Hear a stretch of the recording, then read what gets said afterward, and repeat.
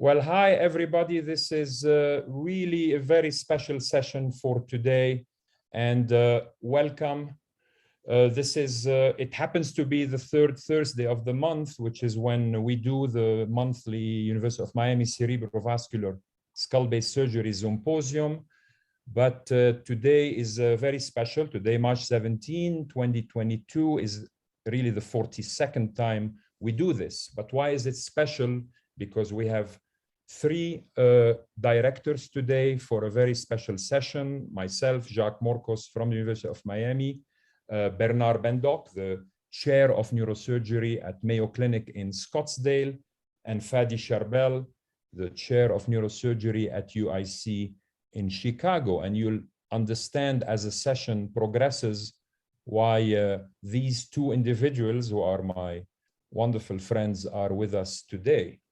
Why are we here today?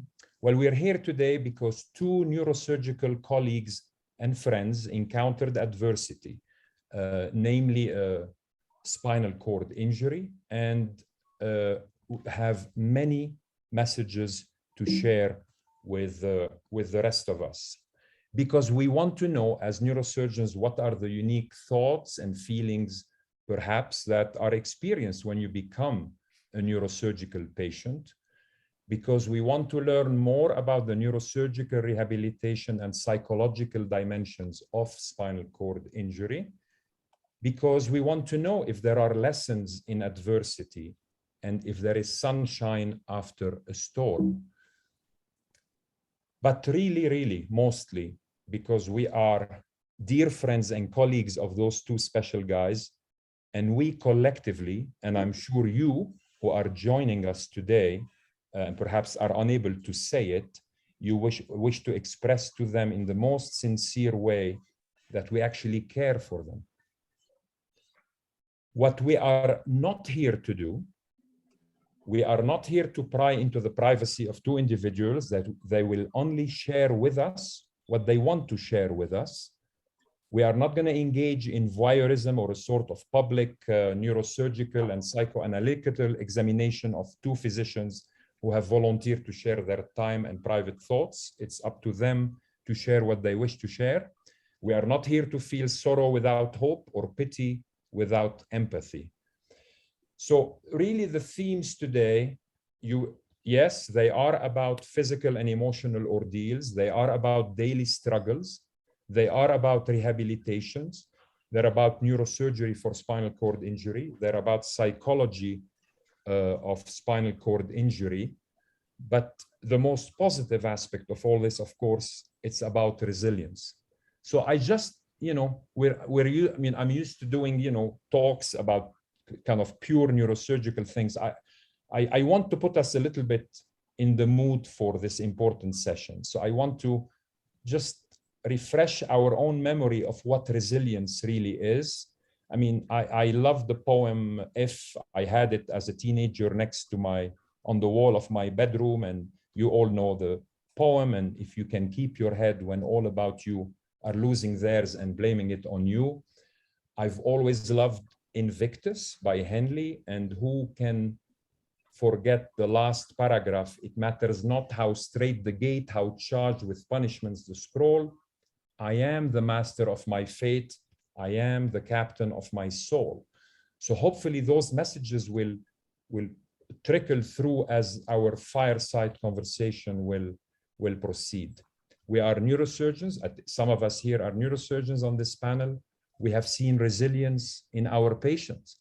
A personal story I can tell you is the most resilient patient I've seen was when I was a medical student. He was an African-American US Marine injured in 1983 in Beirut.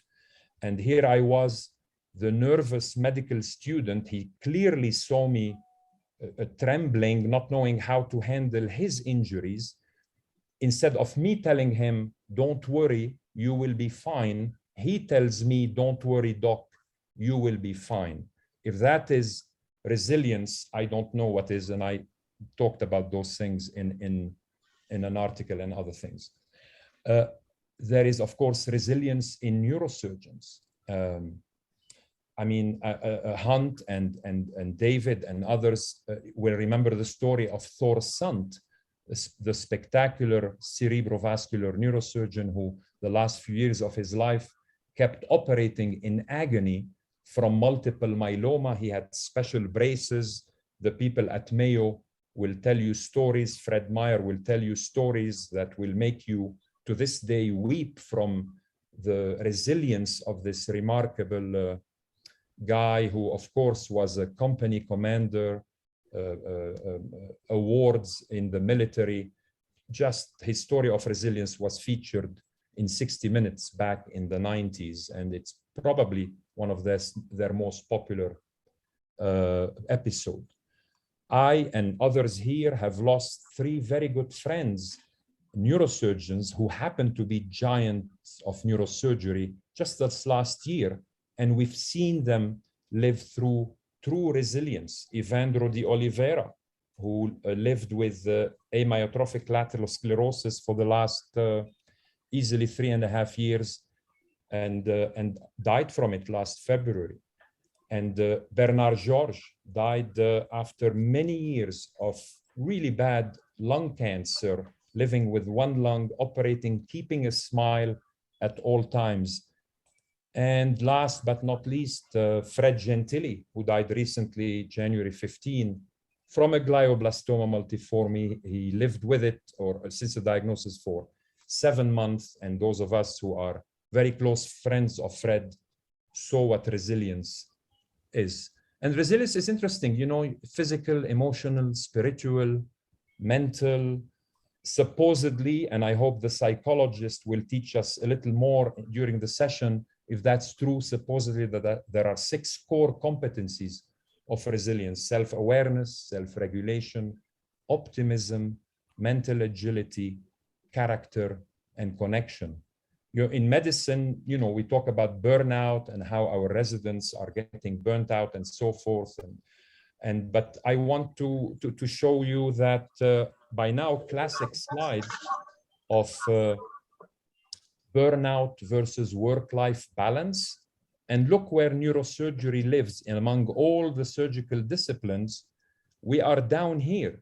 We're supposed to be right here. We're supposed to burn out at a much higher rate than we do. So no wonder neurosurgery is the queen of the surgical disciplines, not to mention queens are a lot more resilient than kings for sure. But we certainly deserve our place in the sun as a specialty, as the kind of special people this specialty attracts. But resilience isn't grit. And one of the things I'd love to get out of our guests today is, have they developed grit, or are they in the resilient phase of their recovery? I'm not going to read all this slide to you, but resilience is really bouncing back and grit is bouncing forward. And you can read kind of the other comparisons between resilience and grit. And if you haven't read Angela Duckworth's book on grit, it's excellent. And of course, she talks about passion and perseverance, and you can break down grit into guts, resilience, intensity, and tenacity. And as if we don't have enough Lebanese origin on this panel between Fadi, Bernard, and myself, here is a 4th one, Nassim Taleb, who has published The Black Swan, Skin in the Game, and introduced the concept of anti-fragility, meaning anti-fragility is even more powerful than resilience.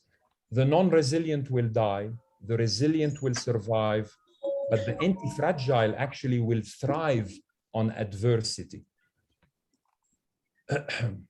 And you can see it here in a bit of a graphic form. And it's like thinking of the multi-headed monster. You chop off one head and they grow a new one.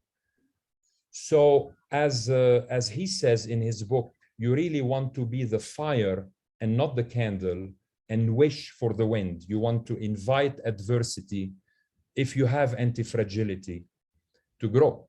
So today, I think we're going to see if our guests are candles or fires. And I'm going to hand it over to Bernard to introduce the first special guest, Hunt Batjer, who you can see here in younger years in 1984. Bernard, it's all yours. Thank you, Jacques. Thank you. Can you hear me okay? Yes. I'd like to thank Jacques for organizing this amazing session, and I'll pick up on a thread that Jacques introduced or mentioned, as connection. You know, part of academic life, one thing I've been thinking about a lot about lately is the idea of family and community. And to get through a field like neurosurgery does require building a community around you of mentors and mentees, and when a mentor or a mentee or a colleague in the field, and sometimes a mentor can, like let's say David Langer, can be both a mentor and a friend. There is an overlap between feelings of family and just collegiality that can come on. So when I heard about David, for example, it's much like hearing as if a family member had an injury. And when I first heard about Dr. Batjer being injured, it is as if I'd heard an uncle or a father got injured. So we are privileged to live in these communities that are probably contribute 90% of our success, to be honest. And so in that spirit, I'm going to give a very brief introduction of Dr. Batjer. I only have a couple minutes on our agenda, so this introduction will not do it justice.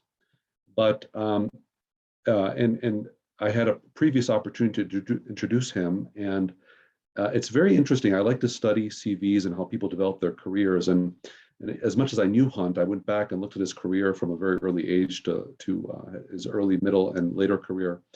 And really, there were three phases, just for our audience who are just getting to know him. I hope you've had a chance to read the bio. His first phase was at University of at UT Southwestern with Duke Sampson as his mentor.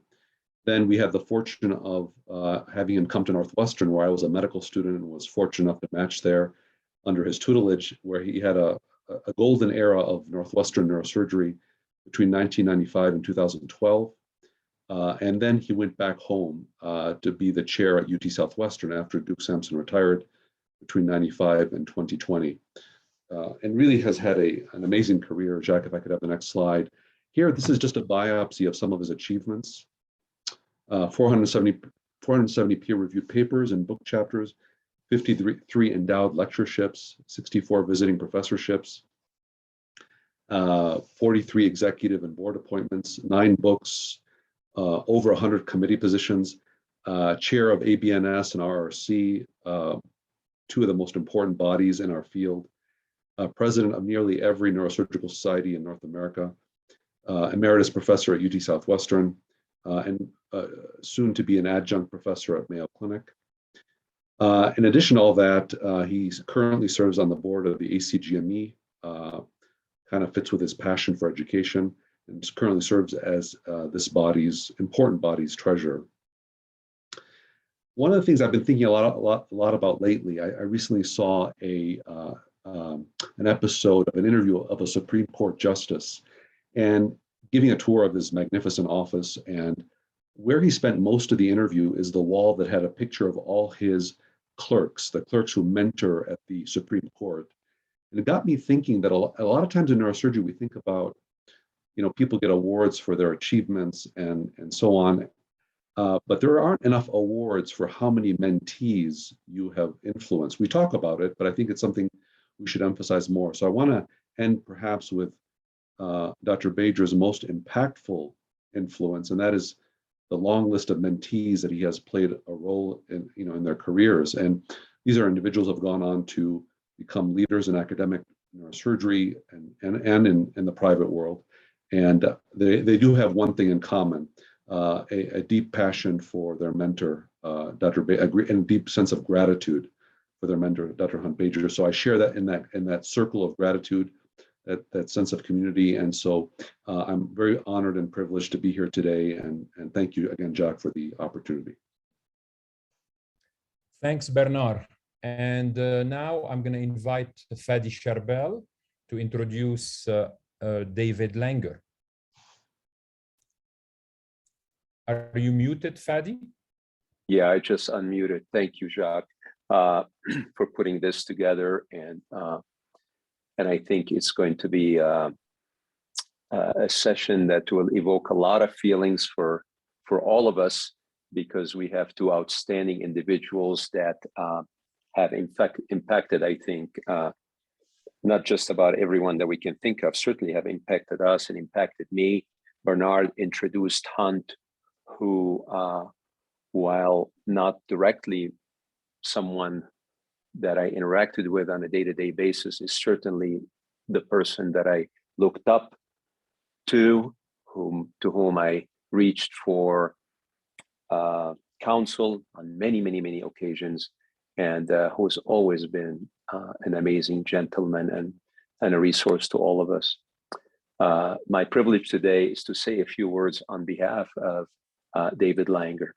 And I will start with the most direct professional way of introducing Dr. Langer, who is currently the chair of neurosurgery at Lenox Hill and a vice president for this Northwell Health System, which is a huge system. He's a professor of neurosurgery at that school. David is known worldwide for his primary interest in vascular neurosurgery, bypass, innovation.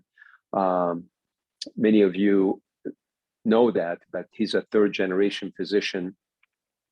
The impact his dad has had on him is important, and perhaps that will come in the discussion of what Jacques, you alluded to as what makes us who we are.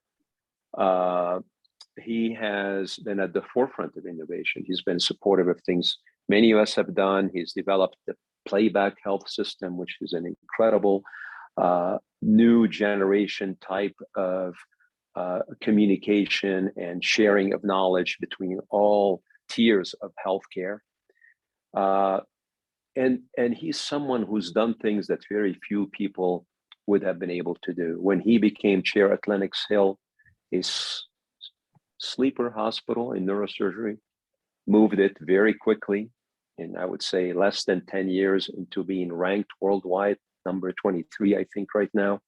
He's the best doctor, best, et cetera. He's on all sorts of boards, and he's really so young at heart that he has jumped into this new wave of communication. He instituted the Brain Turns program.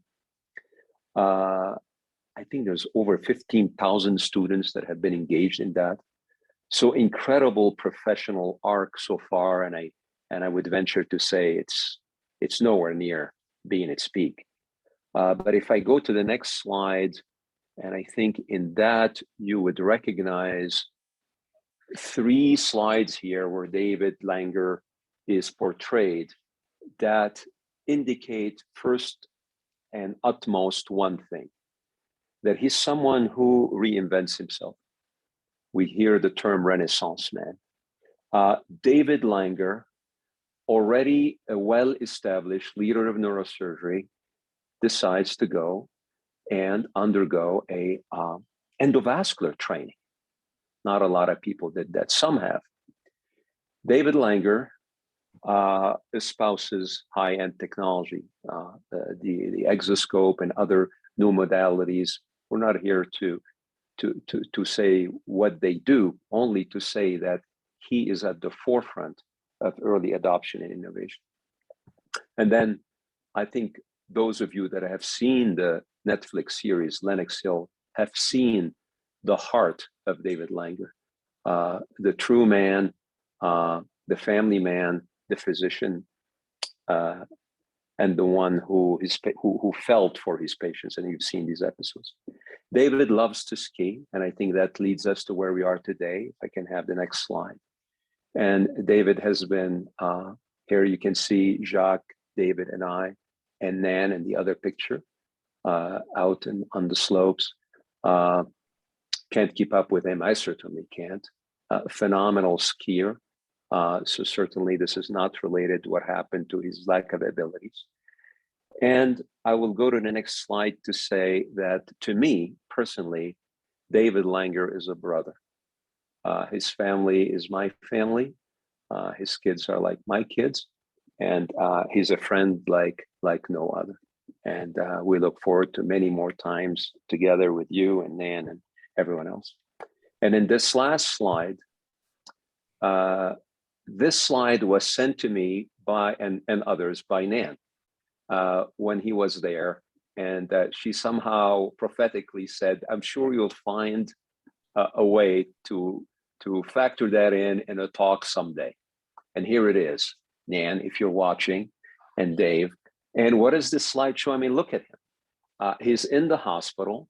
He's nowhere near beginning to recover from a massive injury.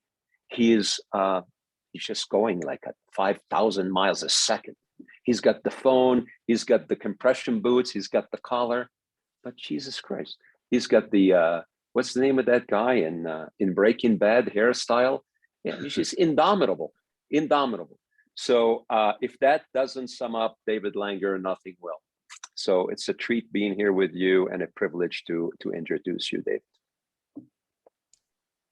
Thanks, Fadi. So this is the right time now to introduce our panelists, who again, I'm delighted they're with us. Number one here on the left is my partner of 24 years now, Alan Levy, professor and chair of the Department of Neurosurgery. And of course, an internationally renowned spine and peripheral nerve expert. And I'm delighted, since I know nothing about spine, that he is here to field in any questions or any comments he may have about the neurosurgical aspects of what our guests have gone through.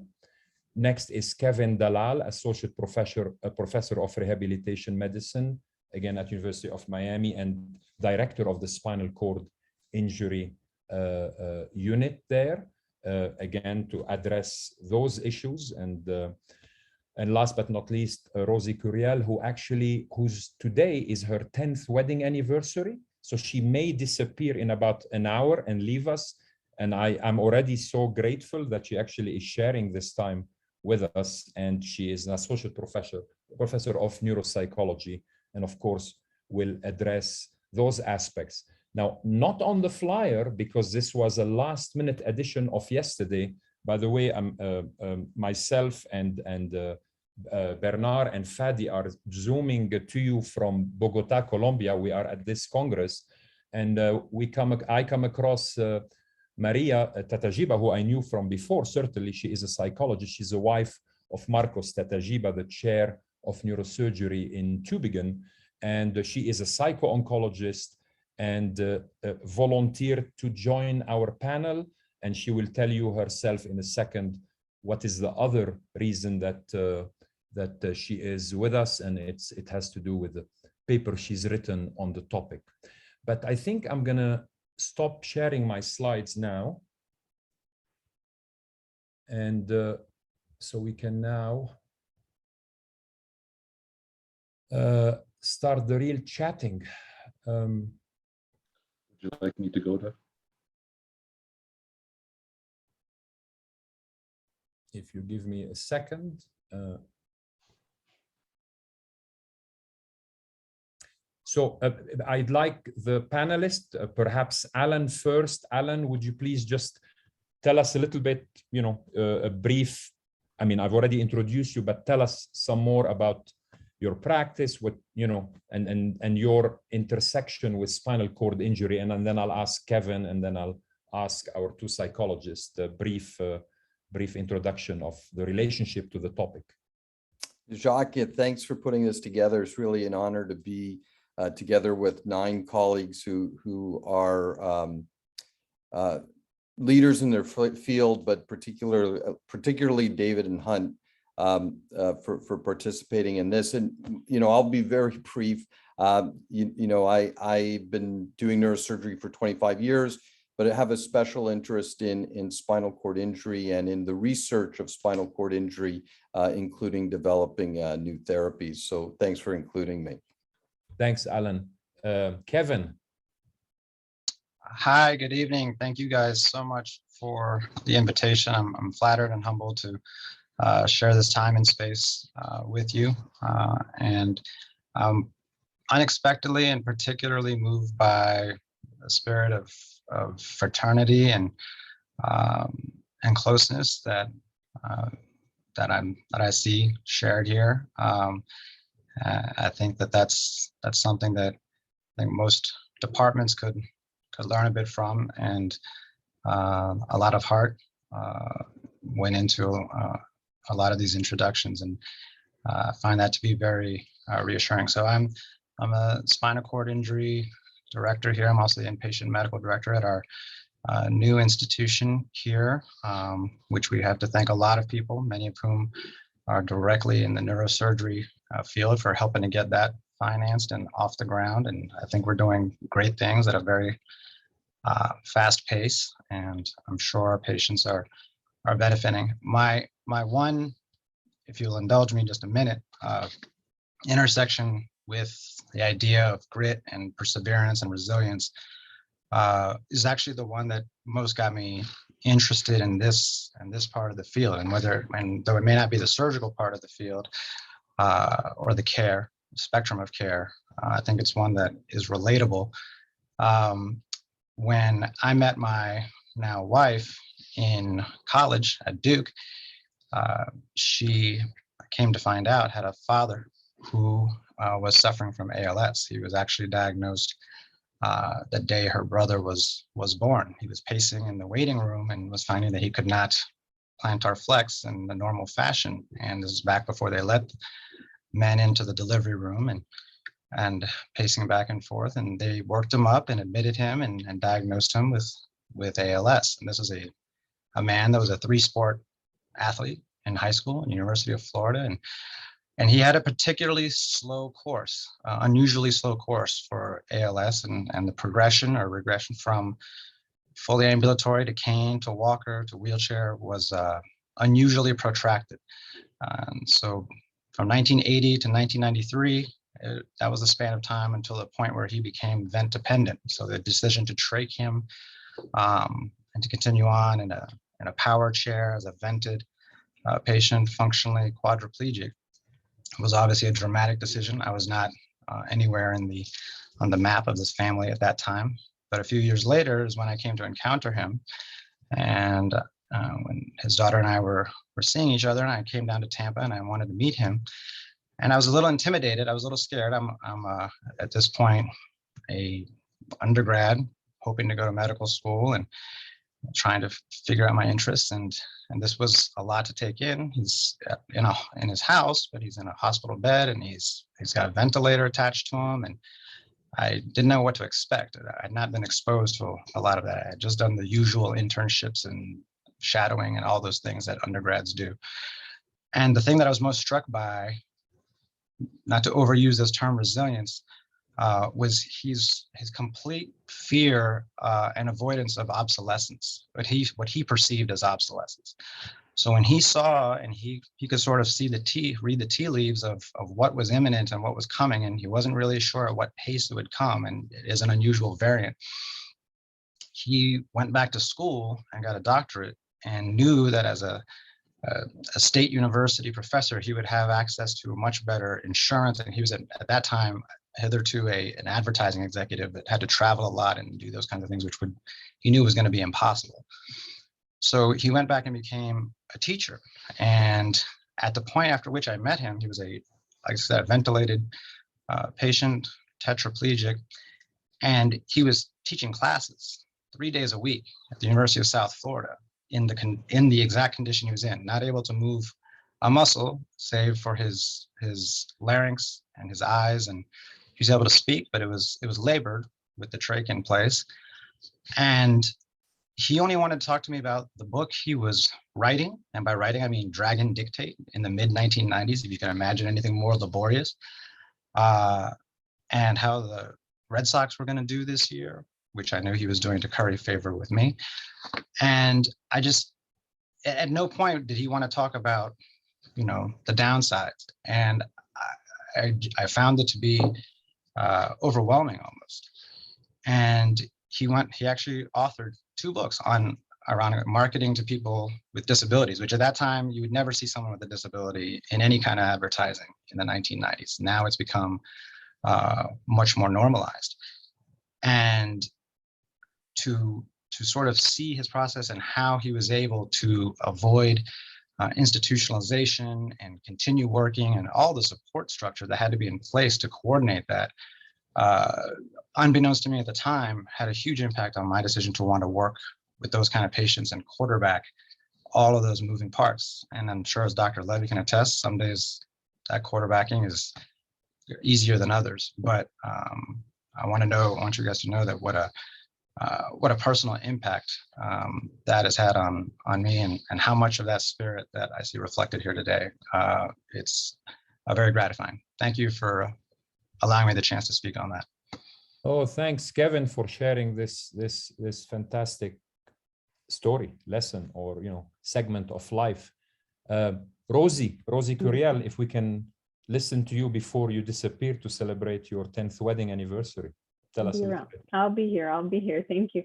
I too am very delighted to be here and share. I've been able to work with patients from, when they get off the helicopter on trauma, in through the ICU, to subacute, to rehab, and then as outpatients, and I get to see some really thrive. And so that's just a tremendous privilege to be able to work with people across that continuum.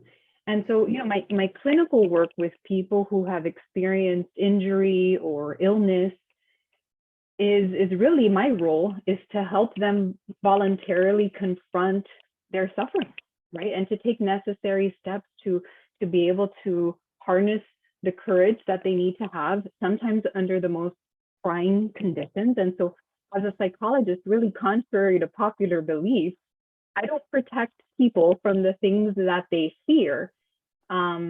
I don't. My role is to journey with them as they take a look into this dark abyss, so that they can bear their burdens in a proper form. Right? And so that's just a beautiful privilege to be able to walk with someone on their journey as they're navigating some of those hardships. And so again, I'm just happy to be able to share what I can today. Thank you for including me. Thanks, Rosie. Teresa, again, you've had tons of time to prepare for this since yesterday afternoon. Thank you for joining us, and just give us a glimpse of what you do in Tübingen, and go ahead and your story that you told me. Okay, so first of all, thank you very much for the kind invitation. I really feel honored to be here with all of you. So I think my work, so I'm a psychologist. I work with stationary patients, so neurosurgical stationary patients. So I never get the chance to do a lot of psychotherapy because we are talking about very short periods of time where they are actually with us. So I kind of see myself more as a, I don't know how to say it, but first aid kit for psychological issues, and not the classical psychotherapist that can do a prolonged job along the time. But what I think what mostly brings me here, and maybe brings us more together, it's the fact that I started doing my PhD in a Max Planck Institute in Tübingen in 2010, and I couldn't speak one word of German. So my work with my stroke patients that all have complete paresis of one arm, and I was trying to understand the cortical physiology and the cortical functionality of the motor cortex. So my language with these patients was the electrophysiological language. So the only thing I could see from them was the potentials of their brains, and the only thing that I could feed back was some kind of stimulation to their brains in those first years.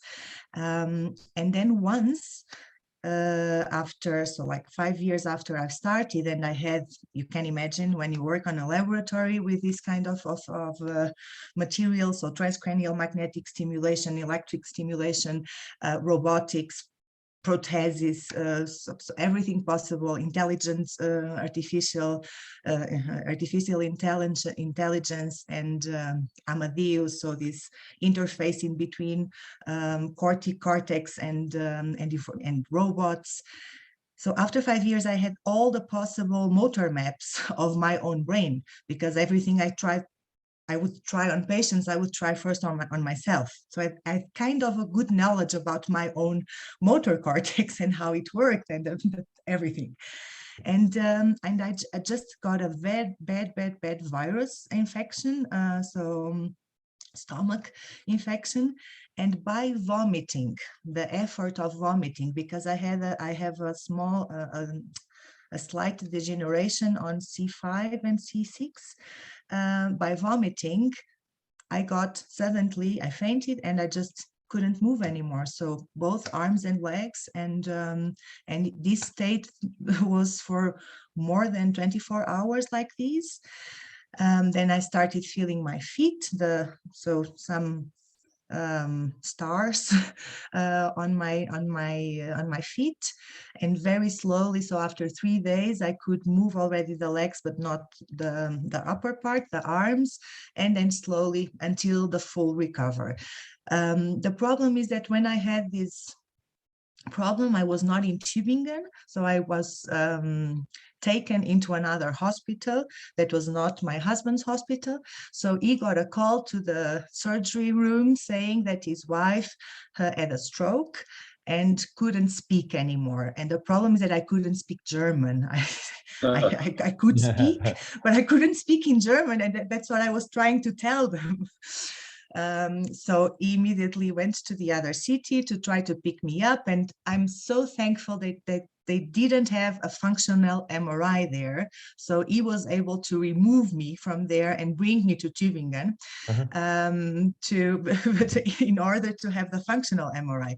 But when I entered my hospital and I saw, the first face that I saw when I was getting out of the ambulance was my colleague of research that just looked at me and said, "What the hell are you doing there?" And I said, "I don't know, but you are going to take me to the TMS room, and I'm going to map myself again, because I want to see what's happening here. I want to see my cortical mapping to have some answers, to see what can I expect from this situation or not." And this produced then a paper where I can show with imaging, and this, I think this was the first paper with TMS that can really show a cortical shift of the motor area during this acute period, so a couple of hours after the injury. So I think this is what I'm here, like, with open heart, to more as a patient, as a psychologist. Fantastic. Really, it's an amazing coincidence. Thank you so much. Bernard, why don't you lead off with the questions to Hunt? Well, again, to Hunt and David, thank you both for being here today. And Hunt,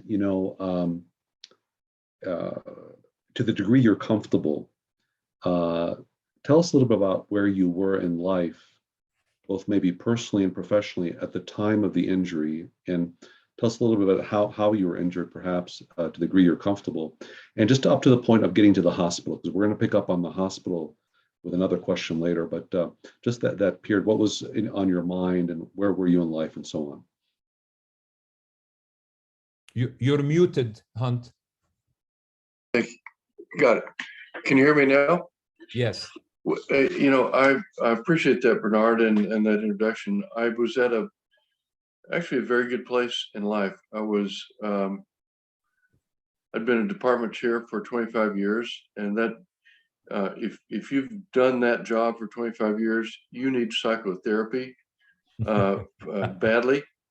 And so there were obviously frustrations that went with that, but many blessings. And I had a charmed life. With a family background of the arts and athletics. My own sports career had been incredibly rewarding. And then medicine, and went to Mount Olympus and got to be a neurosurgeon. And then even within that rarefied air, had the phenomenal gift of being able to do the things that we can do under the microscope, that we learn to do, that we're the elegance of those procedures, the athleticism of those procedures, and the impact on the lives of those we treat. It's just a gift beyond belief. I was convinced that I never wanted to be operated on by a 70-year-old neurosurgeon. And at that time, I was 69, or right at 69, and I had already announced that I was going to retire. I gave them a 1.5 year notice, and that retirement was going to be at the end of December 2020. I was really looking forward to life after neurosurgery. I didn't want to be. I told the dean I never wanted to be having lunch at the white table. The white table was in our faculty club. It had nothing to do with the skin color of the participants, but there was no hair on the head, but there was hair in the ears and the nose, and that was white of those people that sat there. And I wanted to be doing other stuff. I was thinking about grandchildren. I was thinking about travel, golf trips with my many wonderful friends, and continuing on, of course, with the ACGME and the University Interscholastic League, which oversees 900,000 young athletes in Texas. And I thought that, and also looking forward to mentorship for young people at Southwestern and at the Mayo Clinic, as Bernard and I had discussed over some time. And I was mostly looking forward to never, ever opening Epic again, and never, ever having a mandatory compliance time-driven course for each freaking hospital that we covered. So those were some good things. So I was actually in a very good frame of mind, and my only health concern over the years might have related to my marathoning, and I got paroxysmal atrial fibrillation and underwent an ablation procedure by a really expert cardiologist a year prior to my injury. And during that preparatory work, I had trouble with one of the beta blockers. It gave me orthostatic hypotension. A year later, I developed a few episodes of atrial flutter. And they were actually thinking I might need a minor tune-up to that ablation. And I was put on that same beta blocker again. And they were just going through the analytics about whether to do it or not and so forth. And I was not in an arrhythmia, but I was on that drug. And I stood up one night out of bed to go to the restroom and lost consciousness, fell forward. I was unconscious. I don't know what I hit. I ended up on the floor on my face down, and I couldn't move, and I couldn't turn over.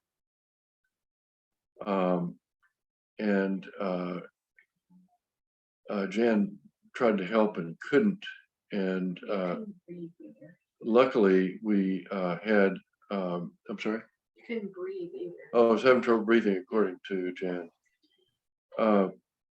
But it was because of the COVID shutdown. My daughter, Devin, and her husband, Rory, were in the house, and they woke Rory up, and he came and turned me over, and the ambulance came and took me to, they wouldn't take me to UT Southwestern because of distance. They took me to Presbyterian Hospital, where we had a new relationship with UT Southwestern, and I just recruited 4 full-time faculty, led by Dr. Chris Taylor.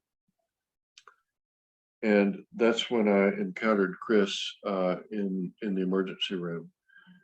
Is that where you want me to stop, Dr. B, or do you want me to? Yeah, that's perfect. Yeah, thank you for sharing all that, Hunt. That really Thank you. does set the stage. Thank you. Fadi, you want to chat with David about the same question?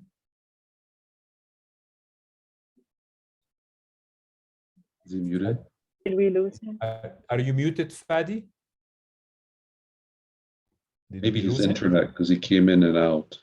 Oh, Yeah. well, David, I'll take over as always. I'm bailing Fadi out of everything he does, but David, can you just take us through the same kind of, the same question? Where Look, I think I could want to probably start with waking up. I didn't realize I lost consciousness. I was like Hunt, face down, my arms behind me. And I had an hour where I bargained with myself and stopped thinking about my career, stopped thinking about all the things that aren't on your gravestone kind of thing. And I realized that they weren't important to me. And that doesn't mean we shouldn't be ambitious. I mean, it doesn't mean we shouldn't do good things in life. It just means that when it's all taken away from you, I went through an acceptance where I was just thinking about what my life would be during that time. And what it did, it's not grit or resilience. It was over, and it just unwound the next, few hours and days.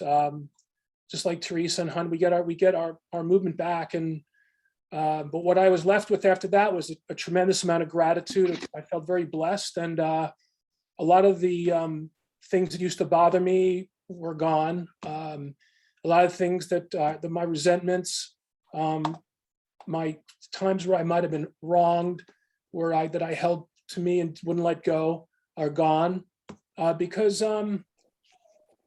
during that time, I realized the importance of living in the moment, and that we're only living in the moment every day.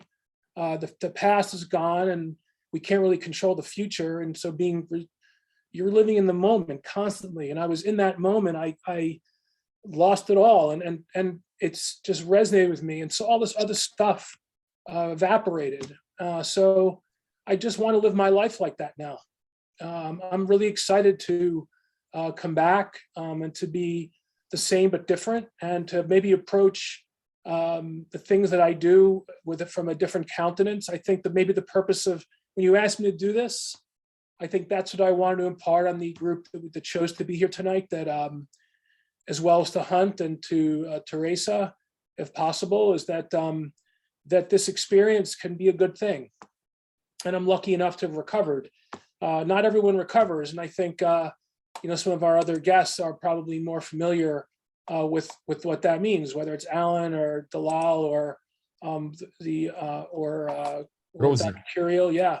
You see people maybe at their worst, and I really feel like now I'm at my best. And I feel like I'm psychologically more prepared than I've ever been because of where I've come from. And we can all get there. It's a matter of, I've read a lot about Stoicism, about ethics, about, Buddhism. And I think in some ways that prepared me when this happened. My brain was kind of open to it, and it's deeply incorporated into myself. And I'm very grateful to have a friend like you, have a friend like Fatty, and to tell you that I love you, and that's okay. I think the people that I work with every day, Raf and John and the team at my hospital, what they've done for me and the feelings I've had for them, it's deeply effective. And I've gone back to my own hospital to be operated on by Dan and Mitch, and to that experience, to have just professionals take care of me. I had some blind spots too. I think you can't teach to people what you don't know. And if you think you know everything, then you're not going to have a chance to learn. And I had a blind spot for nursing and for, PT and OT and rehabilitation medicine, and for just incredible. And I'm just much more open to that. I think that's the beauty of this, and the reason why this talking tonight I was so excited to do it. That's great, David. Hunt, just take us through, some of the. Oh, sorry. Go ahead. Oh, Jacques, do you mind if I just throw in? Yeah. Go ahead. David, if I may. You're a celebrity in neurosurgery, and certainly a celebrity amongst your friends like me and others. But you're also a celebrity on Netflix with a show you were on that was, by the way, amazing. Where were you in life before this happened? The minute before this happened, could you tell because I'm sure many of our audience members know you, but some of them may not. And where were you in your life professionally and personally, to the degree you're comfortable? Yeah, I could talk about that. Look, I've always been a little bit of an outlier professionally, doing things a little bit differently. Not always. I've been more North Star than Gold Star, if you approach it that way. And I've had, both personally and professionally, I've had challenges. I think I was at a really good place. My kids were in a great spot. My wife and I were looking forward to, my youngest just went to Northwestern. I started her as a freshman, was really looking forward to this time, like Hunt was talking about those golden years when you're still healthy and you can and enjoy your time, and that you can spend it with my love of your life. I was definitely looking forward to that. And professionally, I've overcome a lot of, I've strived to do good things. I mean, Netflix was a blessing and a curse, to be honest. I mean, it created a lot of things locally that were quite interesting. But I feel like I've been able to have a big impact on young people, which was the original intent. That's why I did it, so my children would see the type of person that I was, and that people who didn't know me would come and look for mentorship. And that's proven to be really the truth. And the celebrity thing, it's like chewing gum. It tastes good for a little while, and then you need another piece of gum. It's an endless, it's an endless thing. It's never enough gum. So I think that's where I was with that. But more importantly, when you're down on the ground like that, and your mind is you're going 0, but your mind's going 1,000 miles an hour.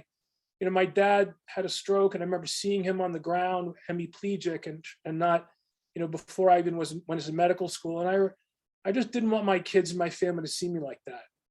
And luckily my wife, who I've skied with probably 99% of the time on the mountain, she wasn't there, and she didn't see me like that. My son didn't seem like that. I think these were the things that where I was. And so ultimately, when you're broken down and you're really at 0, it's like dying in a way. It's like a near-death experience. I think the stuff that really, that these things go away, and what you're left with is these core values. And now I can live with those core values and live with that experience, and hopefully bring that to people who haven't had a chance to, or haven't taken. I told one friend of mine, I said, look, a lot of people called, and one of my best friends came from Boston to spend the day with me, a guy named Mike Trotsky. And I think it was Mike or somebody else I was telling that, if I knew that I could experience what I experienced, I would do it again. Like if I knew. And I think he said to me, listen, Dave, if you knew when you're on the ground, quadriplegic, that you were going to be okay, it wouldn't have been the same thing. You had to go through that like mind-numbing experience of losing everything, and then accepting it. And then it wasn't grit or resilience. I just started getting better. That's just an incredible thing to experience. And I think Teresa and Hunt probably have a similar reaction. I would imagine that you become very grateful for the small things. And we all should be like that. David, Go ahead. Thanks for saying all of that. And kind of what comes to mind for me, it's almost like I'm hearing you say that, almost like if you have a new parts of you that you're living more fully, or you're experiencing a new life in some ways, or you're experiencing yourself in new ways or in more full ways. Is that right? Look, when I was in rehab, it was like an ashram. I was 20 miles away from my family, which is how maybe it's like 200 miles away. I was in exit 38 in the LIE, which is, it takes 2 hours to get there from Manhattan sometimes. And I spent a lot of time alone. I had double vision because I blew out my orbit also. I couldn't really read. But all the time I was there, I never turned the TV on. And I just was experiencing this gratitude. I can't even explain it. And I remember the first time that I noticed it was when I was in the ambulance going back to rehab from the hospital after my first operation. I was really listening for the first time. I listened to people, but I was really listening. And this is just one of the EMTs who I, was really interested in who he was. And we got into a conversation. It turns out that he had been on Wall Street, and he blew up with drugs and left his wife. And how he kind of had a similar experience. We exchanged notes about the difference between that kind of, failure and losing your functions. And that was like in a 1-hour ambulance ride. And it was, when I came back, I realized I sort of had found this sort of enlightenment. And I'm seeing a psychologist. I don't want to lose it. I don't want to go back to work and suddenly everything goes back to where it was before. And I think I hope it doesn't take any work. It's like a shock to your brain. And I intend to use it. And because it's very powerful, and hopefully we can all learn from that. And the gratitude piece really keeps it alive, Yeah, and I'm gratitude. It's funny, when I saw Jacques putting this together, this man is he's a beast. I mean, his presence, like the energy he puts into things, and the way that he, organize it. It's you see that kind of effort to do something that's really unique. And all I feel is gratitude. And whether it's Bernard or even I called Hunt. Unfortunately, I didn't have Teresa's phone number. I would have called you too. But Hunt and I had a great discussion about what he'd been through. And I know that each of our stories are a little bit different, but I feel like that we're on this. That sharing this is very important, and I'm not afraid of it. I'm not afraid of someone calling me out, some lawyer someday that I was in a spinal cord.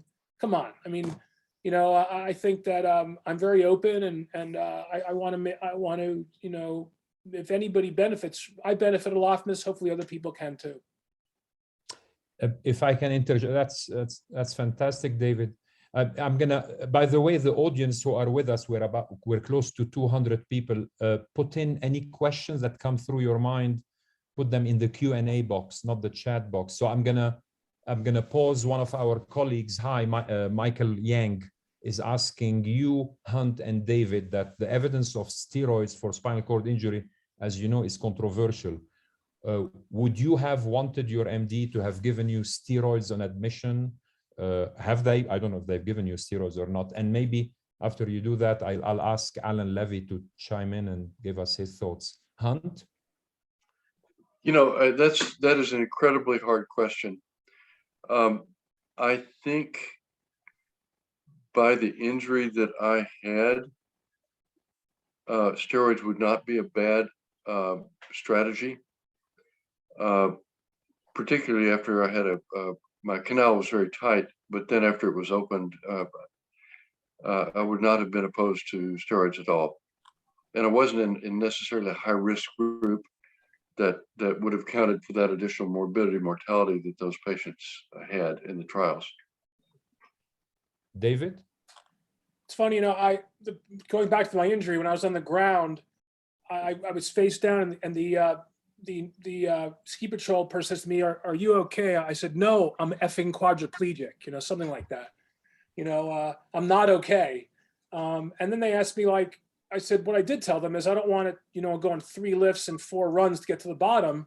I just don't want to be moved very much. I thought I had my head was turned. I thought I had a bad fracture and canal compromise. So all I asked them to do is fly me off the mountain. I forget steroids, just don't put me on a sled and take me all the way to the bottom of the mountain. And lo and behold, she called her dispatch and she says, are you sure you're a neurosurgeon? I was like, yes, I'm a neurosurgeon. She goes, he says he's a neurosurgeon. Okay, we're flying. It was like that. I'm like, really? I was like, so keeping calm and just sort of telling her. That was the first step. When I got to Denver, I started to get better, and this question came up, and I think I called Dan Shuba or Griffin Baum or one of the guys back home, they both said, or as I recall, and I had a fair, I can't remember everything, but the message was, if you're getting better, just leave it alone, and I think steroids have a downside, and I was getting better so quickly that we were all in agreement that there's no huge benefit. We don't see a huge benefit, and I think we just left it alone, left well enough alone, and decided to stay away from them because the evidence isn't great. Alan, any remarks on the steroid issue? I mean, this is such an incredible session, and it's a critical session because of the emotions that it brings out in our speakers and everybody listening. And steroids have 30 years of science behind them, and it's crazy to think that we cannot agree about whether they're valuable or not. But so I won't be able to answer that question yes or no. I think that if someone is incomplete and it's a neuroprotective agent, it probably has more value than if someone is certainly complete or thoracic, and that's what I would tell you.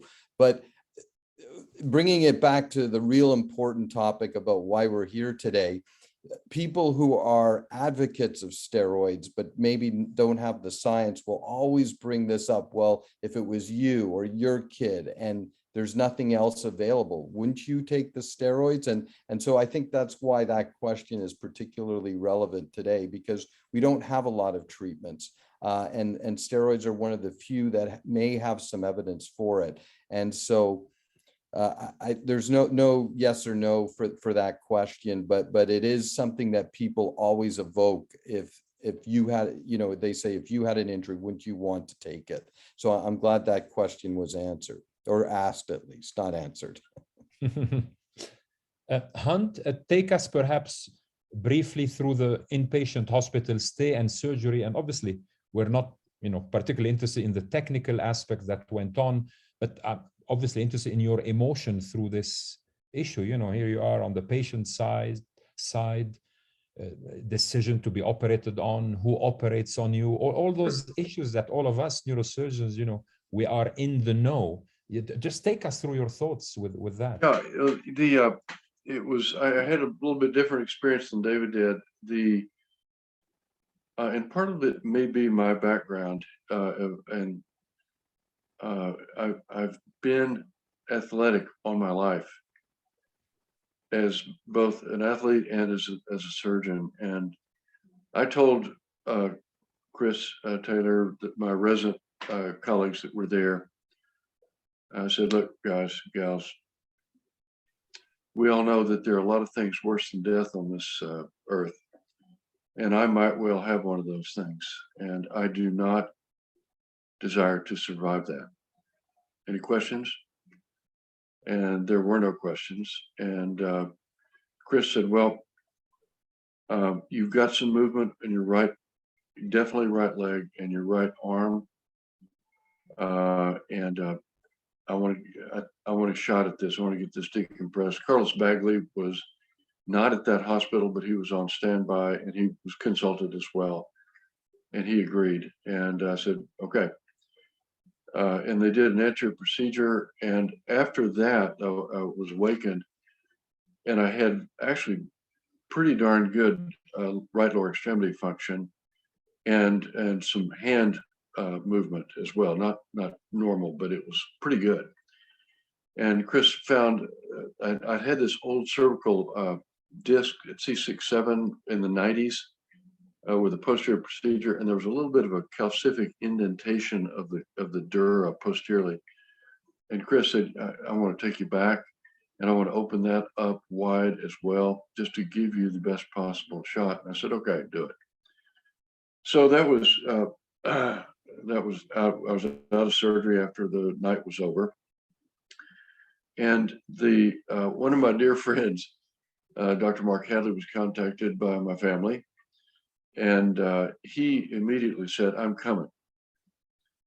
So that was a kind of a problem. No, it was a good thing. He's a wonderful friend.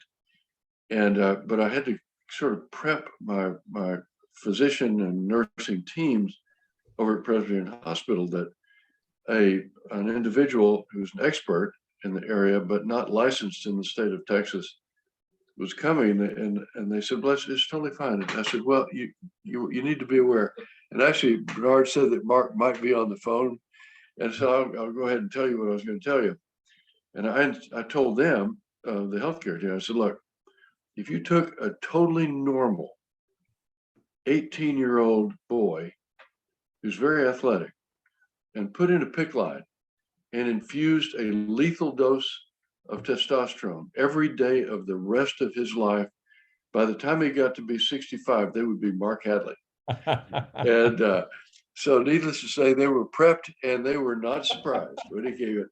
And he was stalking the hall saying, no, God damn it. I said 8. The number needs to be 8 on cord perfusion. And it was absolutely hilarious. And I really felt terrifically cared for by not only the healthcare team, but also Mark Hadley. And those were very hard times because I had essentially nothing in the leg. And my left hand was pretty well shot as well. And I am a left-handed pitcher and surgeon. So that's what was in the acute phase. And the next phase of my care was really after I was transferred back to UT Southwestern, which had its own set of issues for the rehab care. I'll deal with that an hour later, but you're called, Jacques. Let's keep it till later. Well, let's ask David his inpatient experience. You know, choosing his surgeons, the surgeries, so forth. David, enlighten us. Well, the most amazing thing for me throughout the course was the number of women that were involved in healthcare. From the woman ski patrol person to the flight nurse to the female neurosurgeon at Denver. What's her name? Kathy? I gotta remember last name. To the nursing at Denver, to the nursing at Lenox. I'll skip Dan and Mitch, and then there's so many women that were involved in my care. It was breathtaking, and it just shows you how women have become so important in healthcare, and it's important for us to recognize that in our field, certainly. As far as choosing a surgeon, there was no question I was going to come back to my home. There are definitely disadvantages to having surgery in your own hospital. I was discouraged by some people not to do it. I think it's something we all think about as surgeons. Like, if I had X, what would I do? I think I've thought about that, not a spinal cord injury, but I've thought about other things.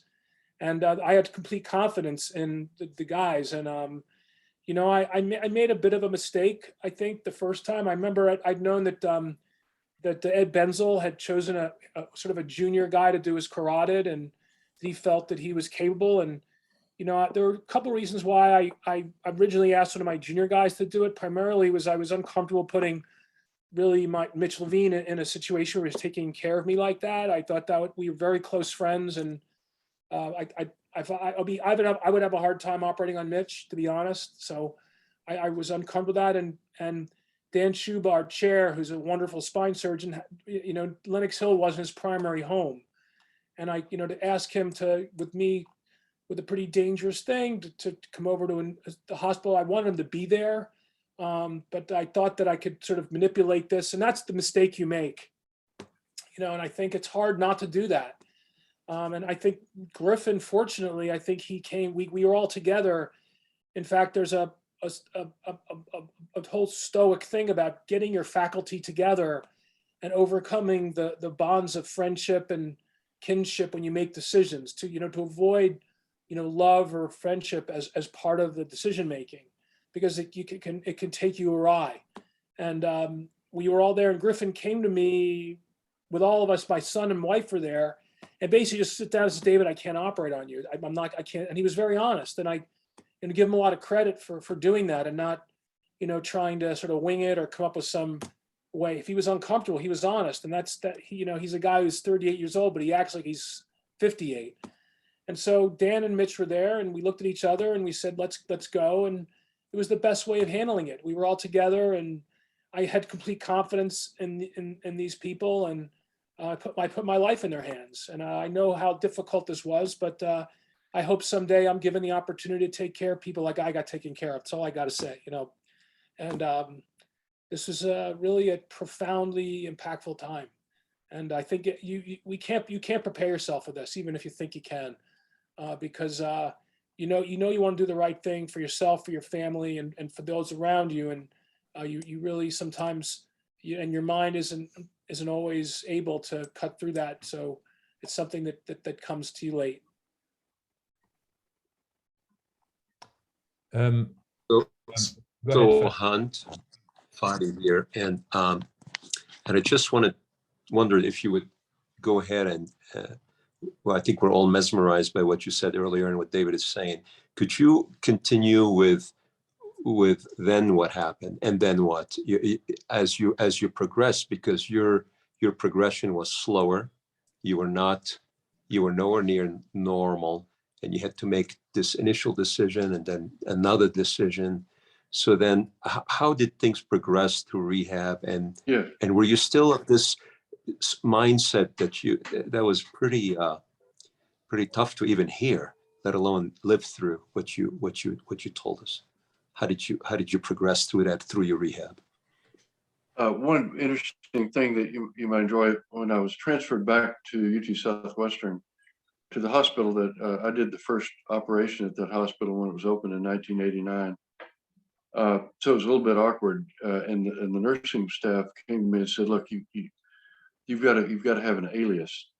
when we readmit you, we admit you here to protect you, so people will be dropping by the room all the time. And so I decided that I would take the alias of Jose Jimenez. For those of you that are old enough, you remember Jose Jimenez was the first wonderful Hispanic comic in the television era. And he would always, whatever the question, my name, Jose Jimenez. So and then the nurses called me Dr. Jose. And so we got going, and I got going with therapy. And I had a fantastic physical therapist, and his name was Edward. And I kept calling him Ivan. And he said, sir, why do you call me Ivan? I said, well, because you're Ivan the Terrible. Ivan the Terrible executed tens of thousands of people in the 1500s who probably deserved it. And I want you to kick me so hard every day, all day long. Kick me and make like you've never done before, all day long. At the end of this, I want to walk out of here with a golf bag on my shoulder and a pine box, and frankly, I don't give a shit.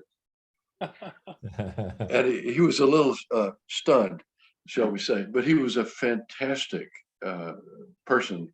I've got videos of him back there pushing on a walker, pushing that leg forward, and just incredible help that I very much appreciate. And then a few days after I arrived, I woke up in the middle of the night, and as those of you that are rehab physicians, you know, the beds are terrible. You slide down, they're slippery, and I woke up in a terrible position, and my head was all cockeyed, and I was hurting like crazy.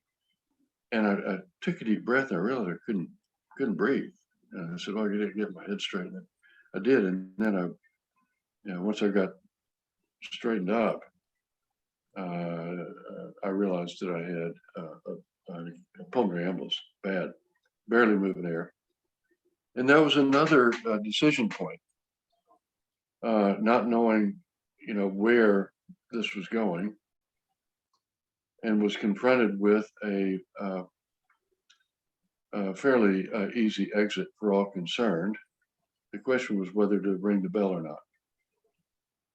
And that was, it was a difficult 10 minutes, quite honestly, to sort through it, middle of the night, 3 in the morning.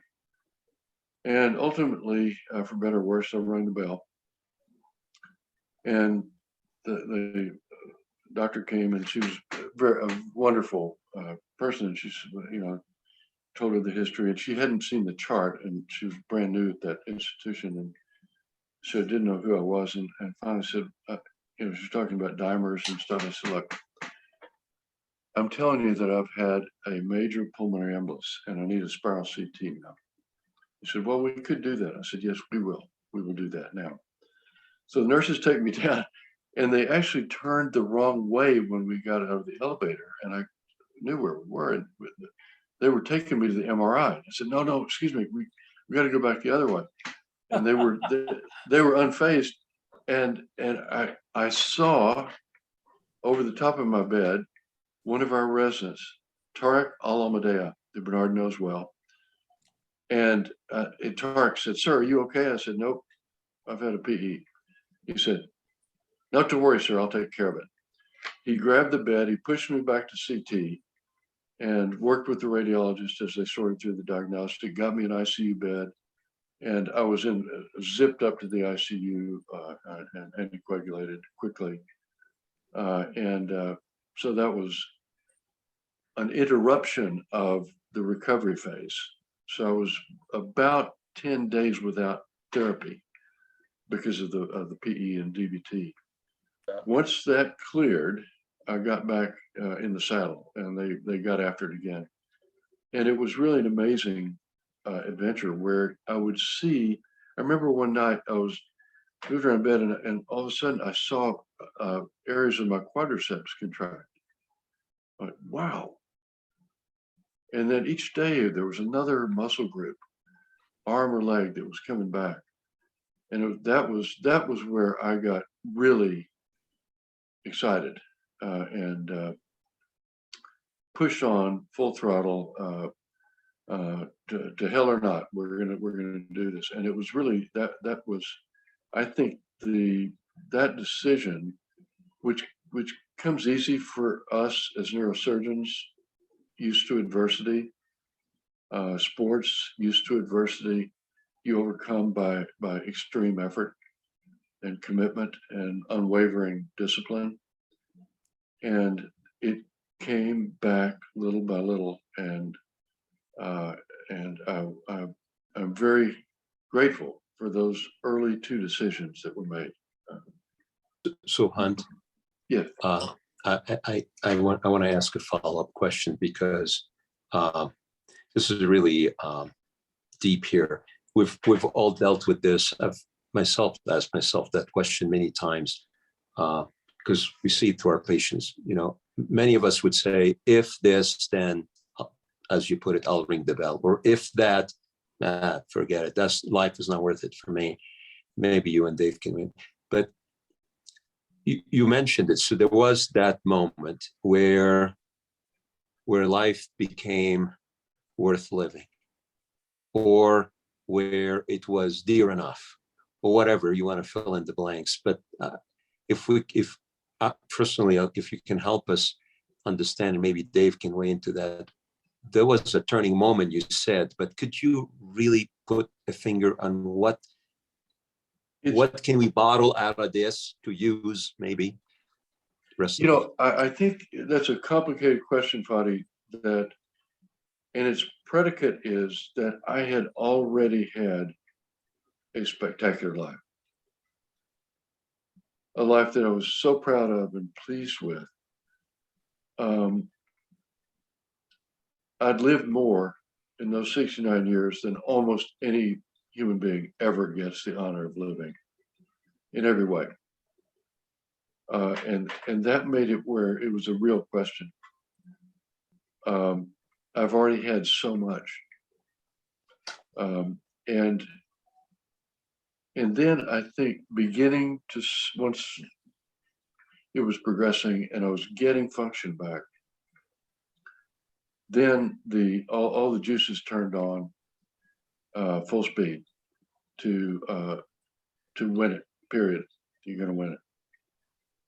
You know, I can tell you, I mean, I when I was lying there like that, and I kind of like, I kept thinking, you know, as bad as it was, and is this worse than death? I kind of accepted and started moving beyond it and starting to say, okay, I'm gonna have to sell my apartment and we'll move to the beach. I'll live in a wheelchair, and I have a great life, and I won't operate anymore, but I'll do this and that. And I think getting there, and then to the point where I kind of accepted it, and it's very easy, I think, to fall. And then some of the questions in the thing are about like what's really important in your life, like what things really matter. Like it's your family, it's the things that, you know, if you're sitting in a chair with just a head, like what would you need to be happy? And that's kind of what I was thinking about it. I don't know how I would have reacted like a week later if I was still quadriplegic and people were cleaning me up and stuff. But in that moment, and you know, I think that's the threshold we cross, and to come back to life. I think, you know, Hunt's doing. I know you're doing. I know you keep wanting to do well, and you keep wanting to get back to 100%, and it's a probability you're going to get there. You know, I think that we're lucky enough to have experienced that and realize what's really, really important to our lives. And I think that's the thing that hopefully you'll learn from talking tonight. Yeah, can I add a follow-up question to that question? Are we doing okay? Yeah. When you finish, maybe I'll ask Kevin to weigh in on his approach to patients, like in rehab. Anyway, go ahead. Yeah, but so Hunt and David, what I wanted to ask is, you're both athletes and both surgeons, heavily dependent on your physical ability. So you're part of your identity, your soul, if I may, is your athleticism, both surgically and, you know, in the various types of athletic activities you both enjoy, but be it golf or skiing, etc. How did that factor into your what impact that have? You know, there are some professions where if you can't move your left arm, you could still be an architect. There are some things that people, like you could be a poet or a philosopher, or, you know, you could do things. There's, you know, World War II was won by somebody in a wheelchair. But there are some professions that are very heavily dependent on, if we can't use our hands, we can't really operate well. So tell me, did that factor into your initial thinking, or the emotional impact of what you went through in those early hours or days? For sure, I couldn't envision living in a completely dependent way. That was not what I would consider living. And I'm from West Texas, so being a poet is probably not in the offering. If it's got more than 2 syllables, I can't even say it. But I think the goal that was started that I had was not. I asked Kathy Bell, our chair, PM and ARP, very experienced, knowledgeable woman, and I said, "Will I be able to walk again?" And she actually lied to me and said yes. And I said, "Golf," and she said yes.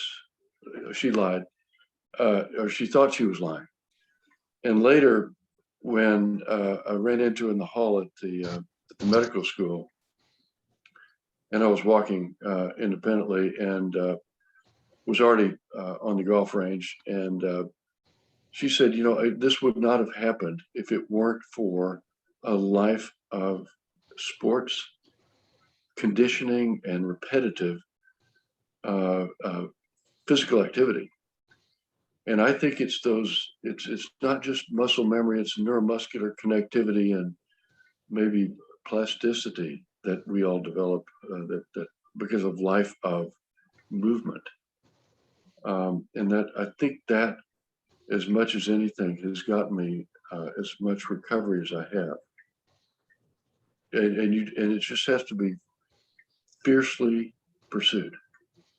And I've had some great therapists and great friends. Mike Singletary was so helpful to me. He would come and visit in the hospital. Mike's a Hall of Famer, NFL, if you don't know, and he's an incredible human being. And I developed power in my left leg, but I was having trouble committing to it. And he really helped me work through that process. You've got to, it's like getting in position, and then you've got to decide on an activity and then commit to it and do it. And that was really, that thought process is how you relearn how to walk. And it was very, very, very valuable to me.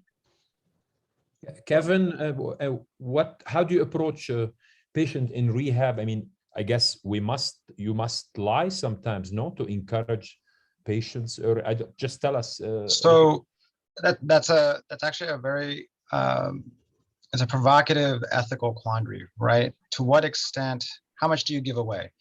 And to what extent do you want to be the straight shooter versus someone that wants to maintain hope? And everyone has a different approach. This is the kind of thing which I know it may sound trite, but it's the art that is not taught, right? So how, and the right answer is whatever it takes to connect. But my predilection is I won't lie. Like if I don't think that the outcome is going to be favorable, and everyone here is, and I'm sure in the role reversals that you two have had, especially, the whole "I'm walking out of here" mentality, which I'm sure on the other side of the operating table you've heard many times, and you knew deep inside, or not even deep, that that's not going to happen. But what is the marginal utility of announcing that, or of revealing that? So, and I'm sure Rosie has a lot of experiences with, and Mario, Dr. Oliveira, and I, the psychologist I've worked with here since I've gotten here, we've gone round and around about this exact type of question. I've been on ethics panels, specifically dealing with in terms of cancer diagnoses, and is it okay to say that word, and is it okay to talk about prognoses? In a certain respect, that experience, and I know that analogy is not perfect, because a cancer prognosis can be very different from a spinal cord issue for many ways, but the goal is to be able to give a sense of short-term versus long-term. I think if we focus too much on the finish line, then in the beginning it can be inspiring. I'm going to walk out of here and that kind of language. But I think in day 5 and day 10 and day 15, and nowadays we're not given much more than that. Back when I started here, there was things day 30 and it will emotionally wear someone out if they just don't see those incremental gains, and people are going to intellectualize that until we realize it's not happening. So I want to make sure that we balance the expectation of, hey, that is a long-term goal. Here and now, today, I want to see that we have predictable sensory responses, that we know that when you are having this kind of input, that is something that is an external environmental cue, and not one of these autonomous neuropathies or spasticities. And I go through a lot of pains to explain what those things mean. Doc, is this good? Does this mean I'm getting better? Does this mean the nerves are working out? My friends, I Googled and they tell me that this means I'm getting better. I'm like, well, but I don't think there's value in overselling that also to keep people in a good mood. I think a lot of times physicians, the reason they avoid, not to mislead, is because they feel the need to create an emotional distance between themselves and the patient so that they can go on to the next case and to the next case. Because if you really try to absorb everything on a personal level and be totally relatable, it can emotionally exhaust the physicians as well. So I try and compartmentalize things, like let's focus on what we can do short term. If I'm asked directly, do you honestly think that I'm going to be able to walk? And if it's a complete injury and I'm very pessimistic inside, the way I usually approach that is I'll say, I think at where you are, and if it's mid-thoracic, something like that, you will be able to completely take care of yourself and be your own person. And if we do our job and train you correctly and guide your caregivers and your families, that you will not need help. But in terms of getting up and walking, I think that's going to take a breakthrough.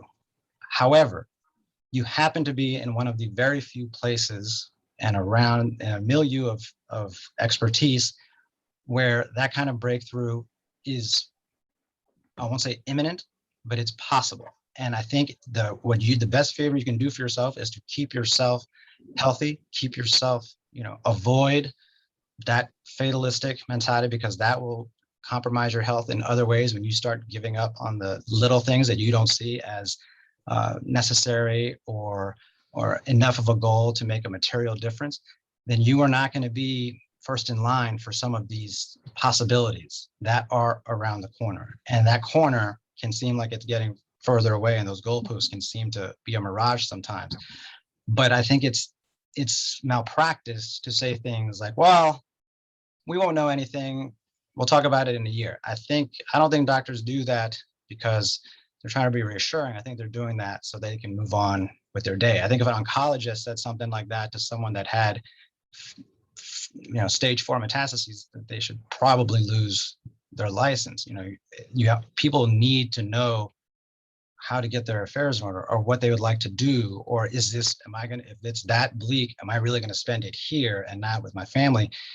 Your goal is not to just paint a picture to be appeasing. Your goal is to be a professional, and you are there to give expertise. Now, I'm on the rehab side, so I cannot pick up my hands and necessarily fix somebody. But if my role is to educate and to make sure that people understand, and one of the great challenges and one of the what I find to be the most gratifying things in a facility and the type of patients we have is to be able to go from one bed, and that might be the CEO of some company, and the very next bed might be someone that got shot in the streets, and that was part of their day-to-day risk profile, assumption of risk they took. And to be able to try and deliver those expectations and to make both of those people trust me and believe, like, I'm not going to lie to you, but I'm going to tell you what's at every step of the way, what we can do with people. There's a vastly different health literacy, vastly different agency, and feelings of trust in systems like this that maybe historically have not been in deserving of trust in that patient's life experience. That to me is the most gratifying thing. It's the closest that we come to that kind of binary, like a surgical solution kind of feeling. But it's a grind to get there. It's not necessarily as easy, but I do take that responsibility very seriously in how language is used with those patients. No, I think you've touched on the real art of medicine, particularly in our field. And it's a matter of an empathetic motivation to the patient. Never eliminate hope, because in fact, we are not omnipotent, and people can outperform us and surprise the hell out of us, as they do often. And Kathy wasn't lying to me. I was just using that term. She was stretching it a bit, but she also knew me, not that she liked me, but she knew me. She knew, so she knew I was going to be a hard ass on it, and it, I think the balance of reality and inspiration and hope is kind of where we all have to live in our day-to-day practices. And I think how she approached you, and you've touched multiple times on your athletic background and that being a major factor in your build and in your constitution. As someone who's played team sports their whole lives, that's the art of, that's coaching, right? Certain athletes, you need to tell them, I don't know you have it in you. Like, I need to see something. And to certain athletes, that's the only thing that's going to get them to run through a wall, because they need to prove you wrong. To a different kind of person that does not have that might be the thing that cuts out the light forever. So it is kind of like knowing what button to push and how, while still also maintaining all of these ethical boundaries is like you said, that's the ultimate challenge. And it's the type of thing that's so under emphasized in our training, is how, because it's also not an easy thing to teach. You kind of just have to be comfortable with people, and so many doctors are comfortable with illness and not nearly as comfortable with the people experiencing it, and that makes them uncomfortable. So that creates distance, and that distance is going to, that entropy almost always goes in a bad direction. You have to be a little careful. My dad, I kept thinking about my dad's situation when I was really not moving, and I think that I was very afraid of being told, being lied to, and I think that my dad's doctors told me we were always going to be better in a year, that it would all get better. It never did, and so we suffered more later because our expectation was we was going to get better, and then when it didn't get better, I got really angry. That why didn't they just work honest with me? Then I started seeing scans. Like, there's no way this guy was going to get better. Now that I knew more about it, but I think like you said, it's a fine line, and we all do this in our jobs, whether it's neuro-oncology. If we told them they're going to be dead in 16 months with the GBM, we wouldn't have these guys. Nobody would have any patients, and vascular, they'll have we're always trying to be optimistic, and I think that the answer really is it's okay to be optimistic, but there's a realistic approach. You have to be honest with people too, and be open to change, but also you have to call a spade and not be, kind of a guilt, painting a perfect picture all the time when it doesn't exist. It's more, it can hurt more later on. Dave, go ahead. I'm sorry. Thanks. Who's that? I just wanted to Rosie. add something to that. Thanks.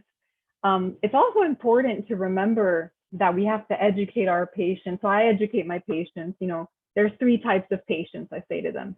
The ones who want to know everything, the ones who don't want to know anything, and then the ones who want to know just enough, tell my wife the rest, right? And, we have to allow them to also instruct us as to how much they want to know. And psychologically, we have to remember too that realization is like an onion, right? It comes in layers. Realization doesn't happen all at once.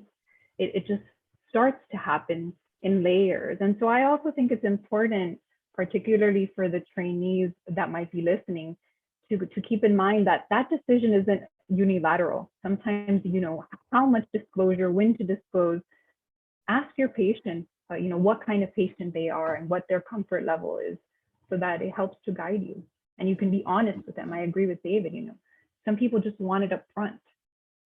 May I take this opportunity to maybe ask Teresa and Rosie maybe to compare notes? I'm interested in, I'm sure the rest of us, how does culture affect patients' expectations? You know, German, US, others, you know. Jacques, before we move, could I just to follow up on this theme, and I think this is very important, the cultural shift, perhaps, but I think, you know, when we started this seminar and you came up with this idea, which is really, you know, I was wondering what I was going to get out of it. But before I forget, I want to say what I think I'm getting out of it, if you don't mind, which is first, and thanks to you, Hunt and Dave. But Hunt, what I'm getting out of it is this concept, this nebulous concept of motivation, and because at some point you said you got a motivation one way or another. In other words, motivation being finite, right? I mean, it's like you get up in the morning, you say, I'm going to get a cup of coffee. But if the minute you get up, you fall, you twist your ankle, it's raining, blah, blah, blah, the car won't start, you say, screw it, I'm not going to get my cup of coffee anymore, right? You give up.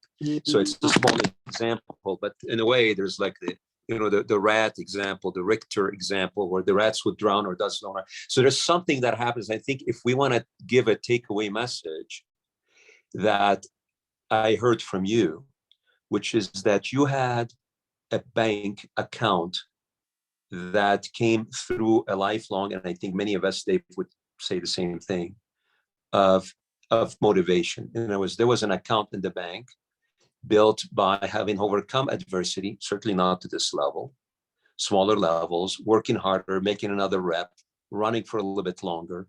But it came, you said, it's multiple repetitions.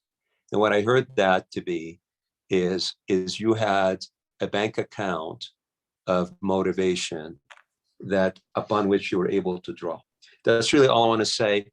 And I apologize for jumping into this, but I didn't want to forget saying that because that was helpful, at least to me. No. If you allow me, I would also like to add a contribute and try to close this before we jump into the other very, very important theme. Rosie, I think you're absolutely right. I think in the hospital, we have a constant dance, partner dance in between the medical team and the patients. And we have to constantly adapt both sides to the needs. And I think what brings us all together here in this meeting and in the hospital, every time somebody is diagnosed with anything, and enters a hospital, I think the most problematic thing is the loss of control, the sudden loss of control in our lives. Even if it's because we don't move, or it's because we will have then a disease that we can't control anymore. So if we have to this inherent loss of control, if we had any more variables around in the medical system that bring you even more the feeling of not having the control, this makes patients really with anxiety, with fear, not trusting the team or whatever. So I've learned this from this experience, because when I was on the floor, on contrary, so David, when you said that you were on the floor and you said that you were a neurosurgeon, everybody respected it and immediately made something that was positive for you. So I had unfortunately the opposite experience when I was on the floor and I couldn't speak German enough for the team to understand me, and I couldn't move, and they were trying to ask me what did I have. They immediately labeled me as stroke, so I would go to the stroke unit, and I should just shut up, because that would be bad for me if I continue to talk. So every time I tried to talk, they said, shh. And this feeling of despair, of not being listened to, it's more terrible than anything else. At that moment, actually, I deserved this moment to think about my life, but nobody gave me the chance. I was really just fighting for my basic rights of being a patient and trying to communicate with the team. And from this, I learned a lot. And I learned that the patient is always right. When I enter a room, it's not in the direct meaning that I say this. It's not that the patient is always right in his words, but if he manifests a need, then it's my turn to try to understand what's wrong, what am I not understanding to fulfill these needs. Because if there is a complaint, there's a cause, and there's a miscommunication. There's a dance that is not being well danced there all the time. So this was one of the things that I wanted to say. And the second was, when I entered my clinic, I had the feeling of being finally at a correct place. And I realized how important it is. It doesn't matter what I have, but I know that I've been good taken care. And this feeling, it's what I always try to give to my patients, because now, Dalal, you said something really, really important, the short goals. More important than to understand what is the long-term goal, is the patient going to recover everything or not. It's to give these short goals, to give the feeling, to retro feedback this feeling of control, so that we are then in more peace with ourselves. And also, I think one of the reasons that's relevant is by refocusing on short goals instead of just a finish line. Like someone was mentioning being a marathoner. No one talks about running the 26th mile before exactly. you know, if you don't know how to run 2 miles, you're going to know if you can't run 2 miles that you're not running 26. So like, let's focus on this, and then you'll be able to intellectualize a little bit better. And to immediately inform, look, I don't know if you're going to recover or not. I don't know if this disease is going to kill you in a short or in a long time. Now, today, that's not what it matters. It matters that whatever that you have, you are on the perfect place to be, the better place to be taken care.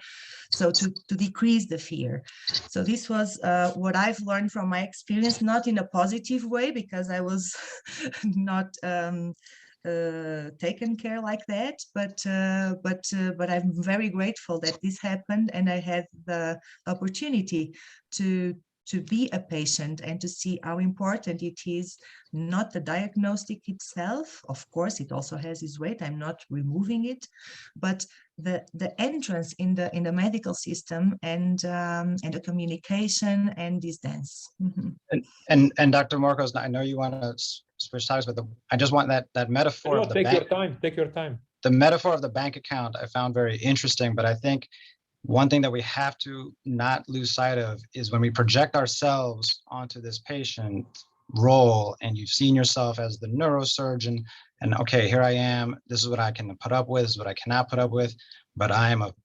world-class athlete, I can do this. We're not starting on an even playing field here. Like if you start from zero at the point of injury, your bank account already has millions of dollars in it, right? It is being invested, has been invested very well for a long time. Your effort, your superlativeness in so many ways has been rewarded time and time again, every single day, with prestige, with remuneration, and all of that. And so you have a huge foundation of a reward optimism that is built into everything you've accomplished. Not that people have not faced adversity that are in the positions that you guys are in, but the incredible outcomes of effort that has been one-to-one associated. You know that it's possible. There's a tremendous, I would say the majority of patients that have never had that kind of ways, that have not overcome things like this. And in fact, lots of things that we take completely for granted as totally achievable and not even a big deal. Finishing high school, being able to hold down a steady job, staying out of trouble based on these are patients that bank account is in complete foreclosure. by the time they start. So you have to adapt to that patient very differently than the ultra achiever, the 1% of the 1% in terms of accomplishment. It's not going to go the same. And I think sometimes it's easy for us to be like, oh, well, you're a T5. This is what I expect outcome in 3 months versus 6 months versus 1 year. Oh, you're a C5. This is different. You have to look above the neck to get a better idea of what is really the finish line for this person, because look where they started. They may have started a mile behind you. The only thing I would say is that the films, you know, and I think that the way to prepare is not as much physical as it's spiritual. You know, and I think you have to spend time preparing your mind, and you have to prepare for obstacles. Life has obstacles, whether it's physical in your work and your even play. You know, I wish I played golf instead of skiing. I would have been better off, but I chose to ski. But you know, in the end, there's two components to this, because ultimately your injury is your injury. No matter how much you try, you can't overcome certain things, and then it becomes dealing with the moment. I think what you said about the marathons, the same thing. You only can deal with the present, what's happening right now, and then you have to go from there. Everything's in the moment, and you have to do the best you can with the information and with the effort you can make. You know, some of these injuries are fixed no matter how much you try. And that's why I think the only you can really affect is your mind and how you filter that stress. And that's why I'm sure part of your jobs, whether you're as a psychologist, as a oncological psychologist, and as a rehab person, is to basically get that person, you know, as you know, prepared in their mind. And then you encounter these biases that have to do with what they've been through. And I think that as a neurosurgeon, we are sometimes forget that. And it's important that we renew that spirituality as best we can, because you never know it's around the corner. Rosie, Rosie, you had your hand up a second ago, I think. I did. Thanks so much. I wanted to say, you know, when I was listening to Hunt say that, you know, he saw his quad contract and then he was juiced up, right? So there was a turning point, something happened there. And so psychologists would say, okay, this is positive emotion, right? So the incentive reward system was activated, and this is deep, this is old, this is deep. The incentive reward system was activated, the dopaminergic system was activated. There's the positive emotion. And if I could just in a nutshell say what psychologists really do with people that are confronting this is, you know, we set up a hierarchy of goals, and then we say, okay, let's identify them. This is what we got to work towards. We proceed towards it. The person, you know, achieves it. Dopaminergic output, positive emotion. Next, next, next. And so if you move through your treatment in that way with different kinds of positive emotion, you know, gratitude, you know, just the experience of small achievements. You know, we have to keep asking ourselves, what's the next small step? And then what's the next one? And then what's the next one? And so I think that that's really important in terms of trying to harness those goals and help a person move forward. And, you know, I sort of think everybody on the team has to help people do that, right? Yeah, I mean, there are so many fantastic questions coming in. So if you don't mind, let me field a couple of them and ask. I can combine two questions, Alicia and Olivia. Maybe briefly, David, tell us, I mean, the classic question, being a patient, what perception, what changes have happened in your mind being a patient regarding physicians and your experience in the hospital system? I think the meme is also that a doctor is a patient and suddenly, you know, he was a jerk before and suddenly he becomes sensitive to, you know, how and what he missed with patients. And that wasn't really what I experienced. And I feel like I have always been very kind of open soul and open book and very emotionally involved with my patients. And, so, you know, sometimes in ways that other people might find uncomfortable. And what I found was this amazing blind spot I had to nurses and to nurse assistants and to the people that the unsung heroes, the people that, you know, are so critical to your good outcome. Not that I didn't respect them, I just didn't know what they did. I never spent the time. It wasn't that I did care, but I didn't care enough to ask. And what I'm going to do when I go back to work is I'm going to make all of my guys spend a week on the ICU with the nursing. and women. And when I don't have any women in my department any attendings, but we should all take that time, spend not just up there for rounds, but spend a week going in the room with the nurses and seeing what they do, what their daily life is like, and watching that happen was just it opened my mind. And that went, whether it was for rehab or the EMTs, everything, and because we're all so dependent on them. And I look forward to using that experience in a positive way when I get back, for sure. Katie Orico is with us, and she says hi to both of you, well, all of you here. And I'm going to read what she said. Overcoming your injuries and moving forward in such a positive way is incredibly inspirational. Thank you for sharing your stories. I'd like to, and Eric Peterson, my actually neurosurgical partner, has an excellent question that I'm going to read to you again. I'd love your input. Maybe I'll pose it to Hunt first. All of us have bought into the hard-charging journey to chase traditional metrics of success, prestige, titles, cases, publications, etc. Stories such as yours are so inspiring and eye-opening. Yet we all tend to listen and say, wow, amazing, I need to be more mindful and don't push so hard. And then we get some email or text and our mind goes right back to the old operating system of focusing on the urgent but not important parts of life. What would you say to your 35-year-old self to avoid this, Hunt? I don't know. I don't know if I read it too fast or you got the gist of it. Was that all Katie's question? No, this is Eric Peterson, my partner, neurosurgeon. I see. Partner. Yes. Yeah. So if I understand your question right, it's to me at 35. Yes. What would I tell me to do now that you've correct? Now that you've gone prepare through for this. Yeah. What I would say is that, and at 35, I was doing marathons. And there's something unique about that experience.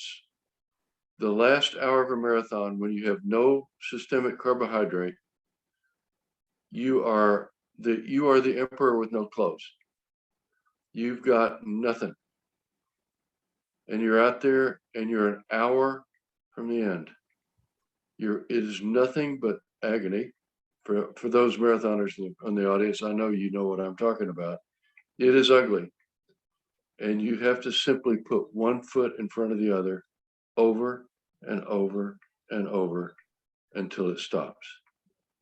And I think that mentality of looking at the long haul, it's going to be ugly, it's going to be hard, and you can do it. And you have to do it. You have to finish. You have to get to destination. And I think that if I hate to use the sports metaphors too often, but that is really what it boils down to. And I think the other thing is, I would say to that 35-year-old is celebrate the joy of your practice, of movement, the simple thing of movement. It is one of the great pleasures of life. Savor every day, because someday you may not have it, and you have to fight to get it back, because it's a treasure that you must fight for.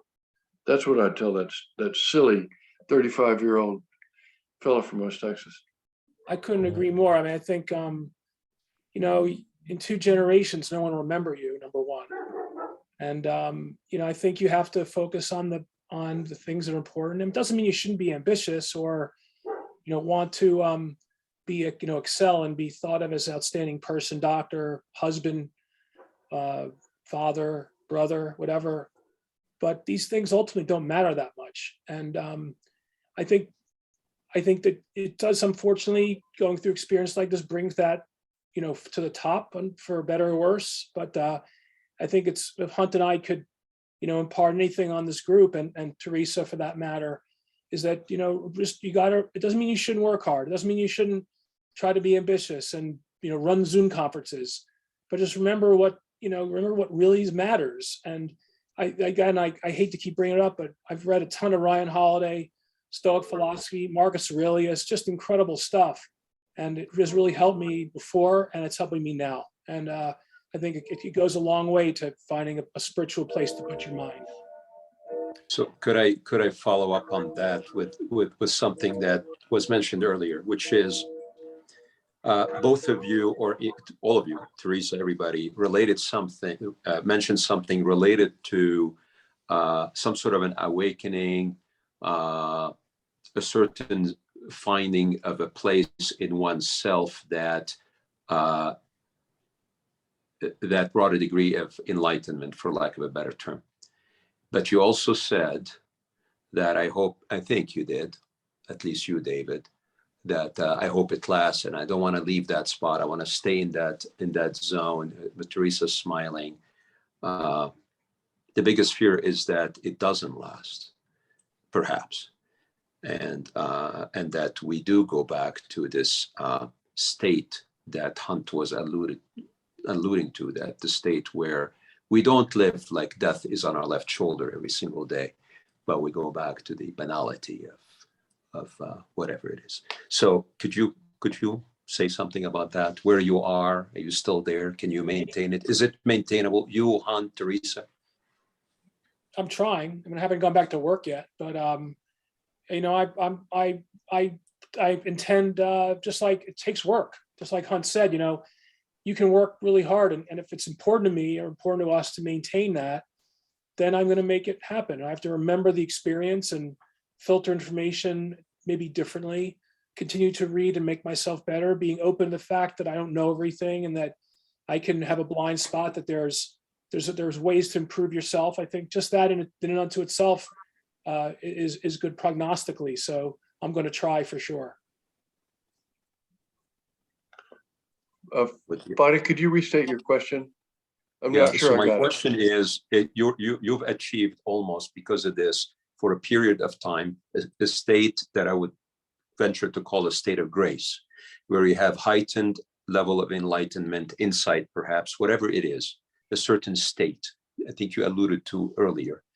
And where you just said it, you know, your 35-year-old tell him, enjoy the moment, live your life fully, don't squander whatever it is, something along those lines. That's my interpretation. Is it a sustainable state, this level of intensity?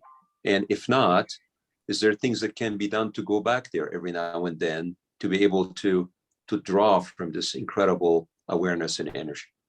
Yeah, it's a insightful question, and without an exact answer. I think the idea is that the focus for the future, what sustains all of us, we have to have an eye toward what comes next. And these events change our lives. And a lot of my day is occupied with, to start with, there's that coffee, and then there's stretching for an hour and a half to deal with the spasticity and get better. Then there's the using stimulation techniques on the quads and hams on a stationary bike for 45 minutes a day. And that seems to help as well. So that just gets incorporated into the day. But the focus, I think, has to be maintained on what the things that are important in life to each individual. And how can I move forward and accomplish those things? And they're going to be harder to accomplish in the new world than they would have been before. But they're still doable. And it may be a different way of getting around. It may be the travel is a little more awkward and takes a little more planning than before, but that's all right. And if you're golfing, you may be using a golf cart rather than walking 18 holes, and that's all right too. So I think it's a continuum that changes in texture as time passes after an injury, and as recovery occurs, whether it's incomplete or total. And in our arena, it's almost always partial. or incomplete, I should say. And you can build a life around that with a continued pursuit of getting better and able to better compensate, whether that's by building strength. I'm 40 pounds down from where I was the night of injury. And I'm trying to focus my work every day is to build, core strength, because that helps me with my gait and helps me be able to deal with terrain and staircases and so forth. All those things. It just that you have to create those mechanisms within your normal day that allow you to stay on target with your goals. Hunt, there's a bit of an insightful question from our colleague Nilesh Vyas. He's asking, both of you actually, but I'll pose it to you. Is it uncomfortable to talk about these things in your daily life? Do you direct others to avoid talking about it in regular days outside of this session today, for example? No. Okay. Yeah. I should get some award for the shortest answer of the night. You've got the award in any case. I can go down the questions, but anybody wants to chime in with something? Go ahead, Teresa. You're muted. Sorry. I think this is a question that really doesn't have a fixed answer. But one thing might be an explanation. So the best things that we have the best things that maintain our life, like breathing, like our heart beating, they are background noise for our brain. So we don't constantly think about them. They happen. And the moment that we have to think about them, also for movement, means that they are not working as nature made them work. So I think the process of having to think constantly and being grateful about what happened and saying actively, I have to squeeze my day and to be grateful for this day and for moving and for breathing and for everything. I think this will fade with time, but this is good. This means that it's the natural process taking in, and this can be taken as a positive sign. The moment that we have 1, 2, 3 days without thinking about it, it means that it's part of our life. It's part of our balance, of our new balance. So I like to think about, I don't know if this is the correct answer because there's no correct answer, but at least this allows us to go with an answer that will be positive for our lives. So the moment we forget it, it's not wrong. I would say, Jacques, I think it's super important for us to show vulnerability. Mm-hmm. That basically, because everyone's vulnerable, we don't admit it, and then this carries on, whether it's in our, and that's why I think our specialty, whether as neurosurgeons or as just physicians whole, I think it's important that we show vulnerability, period. I think it makes us more human. It makes us more open to someone being confiding in us. And if I show vulnerability to you, you're more likely to show vulnerability to me. Our relationship improves. And then everything, it's like a flywheel with that, with the way you create a culture and you develop true friendships, true relationships that are not superficial and based on something that's real and important. And I think that, I think I would agree with Hunt, zero, no. I'm talking about this stuff. Joe, I think everyone on this call is in a very privileged state. Our because of our life experience, our learning, our training, our experience caring for sick people over decades or centuries in my case, they add to your bank account, as Fadi was saying. We have a very, very full bank account. And a real challenge comes in caring for some of our patients who don't have a full bank account, and how to maybe mentor them and help them explore, perhaps through reading, as you alluded to, Teresa, and other ways of expanding their universe, even after an injury that does limit some of their capabilities. I think that's a way to challenge them and help them, where each of us is going to be perhaps more adept at managing loss because of our bank account, and how to help them develop that bank account even after a setback. I think it's a real challenge, but something that we can do, and I think all of us do, whether it's consciously or subconsciously.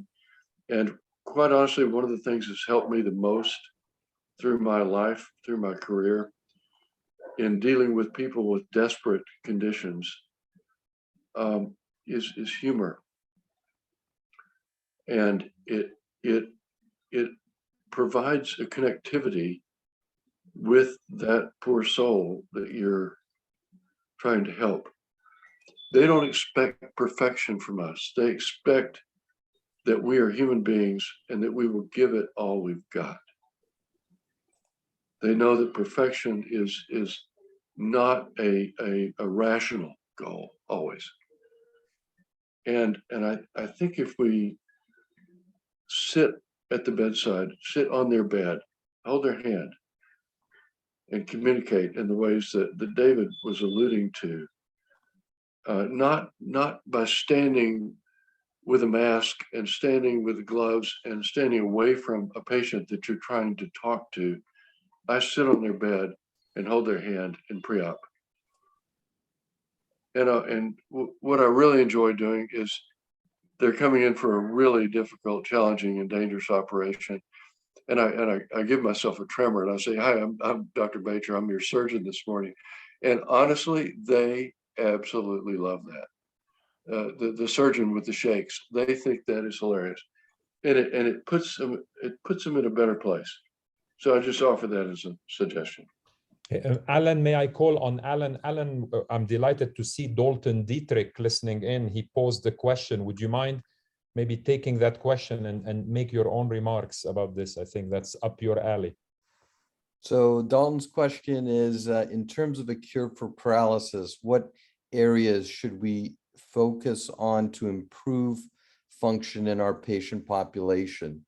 I mean, I think that's a great. I found this on the web. I think that's a great question. I think that you know, we're focused here today on central cord injury, but I mean, the lessons that we're learning today are so impactful for any type of disease process that we'll all eventually encounter, whether it's a stroke or cancer or some neurodegenerative disease. I really thank the people on this panel for imparting their experience, and I probably learned more today than I have in any neurosurgical lecture that I've heard in the last 25 years. So again, thank you to the panelists, but to Dr. Morcos for putting it together. With regards to you know, what are the most important parts to fix after spinal cord injury? I'd love to hear from the panelists. There's certainly, that question has been asked to people with paralysis before, and it's not the answer you would think. You know, most people would think that if they've had a spinal cord injury, the most important thing to recover would be walking, but that isn't necessarily the case. Hand function and bowel and bladder function and sexual function are some of the top priorities of our patients with spinal cord injuries. And so central cord injury is one of those everly increasing types of injuries we see. We've kind of solved spinal cord injury from a motor vehicle accident point of view with airbags. People know not to dive into water as much anymore. So as our population gets older and continues to be extremely active, that is the most common spinal cord injury we see, which affects hand function. And I know that's an incredibly important part of this injury and the recovery process. So I leave it to Hunt and David to talk about that. Yeah. Okay. Oh, Go ahead, Bernard. no, I may have read your mind, but we may have the same question. Part of what I worry about for some of my patients, one thing I've been looking at more lately than I used to, is what's their social network. You see some patients, poor patients in the hospital are alone, and some who have a whole tribe behind them. And I wonder for Hunt and David and Teresa, what was the role and impact on your social network, whether it be family, friends, wife, sister, etc., and what role did they play in your recovery? Because some people are not as lucky maybe to have, a strong social network. And can I build on your question? If they're comfortable or they're interested, I think if Jan next to Hunt and if Nancy next to David want to chime in, feel free. If not, whatever you guys decide. The role of your family in your recovery and how I'm happy to take a toss at that, David, unless you want to go first. Go ahead, Hunt. I'll defer to seniority. I just look old. I'm not really. Yeah. You look great, by the way. It's been absolutely huge. I'll just give you a couple of simple examples.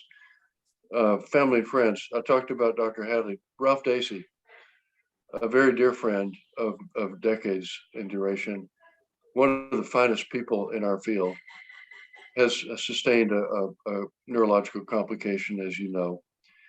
And I've talked to Ralph very, very frequently, including in the hospital.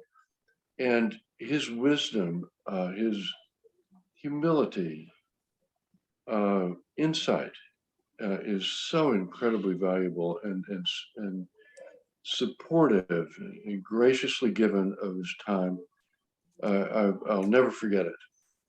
My daughter, Hannah, my oldest daughter, when I came home, I couldn't get out of bed. I couldn't brush my teeth. I couldn't bathe.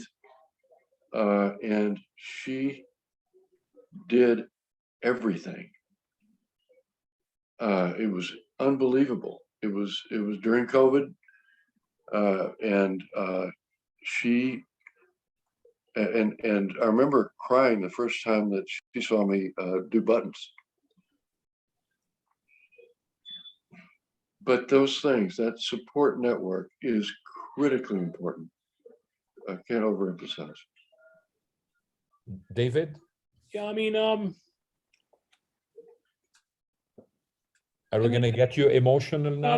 No, I want to answer it the correct way. I mean, look, I have a wonderful marriage, and it's, if anything, my wife's had her medical issues, and when it was me, it was kind of roles reversed, and I think that we were there together, and she was with me. That was sacrosanct, and we have a new trust, and we were in a good spot, and so it's hard to see how that could get much better. But I developed an incredibly close relationship with my brother. It was building before then, and then he was there for me. He flew to Denver and helped Nan when I wasn't there, because there wasn't any help, and so I think these family relationships are, you have lots of circles. That core, you can't expect the same amount of effort from, your best friend as your brother or your wife or your son, for that matter. My son, what he went through, he was studying for exams and was in my hospital room every day. And, this is hard when the person you look up to suffers this way or is weakened. But what I would argue, and what I will always do now, is a simple phone call or a text or a visit means so much to us. And when you're struck down and you're compromised, it's when your friends care about you, it means so much. It really does. And I promise myself now that I'll make that extra effort when someone else has a problem, because I want to be able to be there for people and want them to feel supported and loved. And I think that it helps so much when you're struggling, and when you're alone a lot in life, and you're even more alone when you're struggling physically. And I think that during those dark times, that phone call or text or whatever were so valuable. And I think just remember that down the road when you have friends or family that are injured.